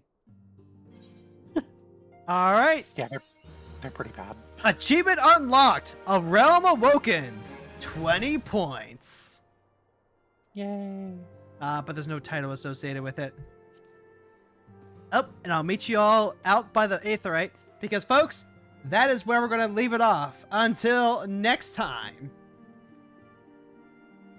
And like, Ophelia doesn't like Elidibus, she prefers Elidiber. Eliduber. oh my god, this... The I- gig economy is really weird. So, I don't know that I would be appreciating this as much the first time I played through this, even if I had, like, stopped to, absorb the cutscenes proper. But, like, god damn, the writing for this patch is absolutely punched up from MSQ. Yeah. So Yeah, I would say the Scions have actual characters now. So, okay. Again, take a lot of this with a grain of salt. But I paid close attention to who does the writing expansion. Mhm. And the primary writer, base A Realm Reborn, none of the patches, but base A Realm Reborn, is the person who did most of the building, Final Fantasy XIV in general. So, like, the person who did a lot of the, like, world design, lore stuff, and all of and they have no other writing credits, and I think Stormblood. And then after that, 2 alternating take over, typically for the main story quest. I don't remember right now. I can't remember the name. I know the other. I can't remember her name off the top of my head right now. But one of them also wrote Final Fantasy 6. Final Fantasy The 6? section of the story. 16. 16. Oh, They, 16. it's I believe it's the Shadowblood or the Jesus Christ Shadowbringers writer that everybody really gets. They got to write the main scenario for 16 because of how well received a lot of the stuff they'd done for 14 was, I believe. Ishikawa didn't write 16. It was the other guy who does the bulk of the main story writing. Oh, okay. All right. So we'll save that. We'll save further discussion for that until next time because we're actually running a little bit over. So we gotta wrap this up and find who we're gonna be raiding into. Okay. I was gonna say you can raid into me because if you're up for it, Alice, I was gonna stream for a little bit longer and see if anybody wanted to join us for raids. I can stay on for about another hour, sure. I am waking up early tomorrow to go to locals, so. All right, then I will go ahead and raid my singular viewer on Twitch over to Frons. If you're over on the YouTubes, thank you so much for hanging out. Glad you were able to join us. And that's it for the manga. So we'll end the YouTube there. Feel free to come over to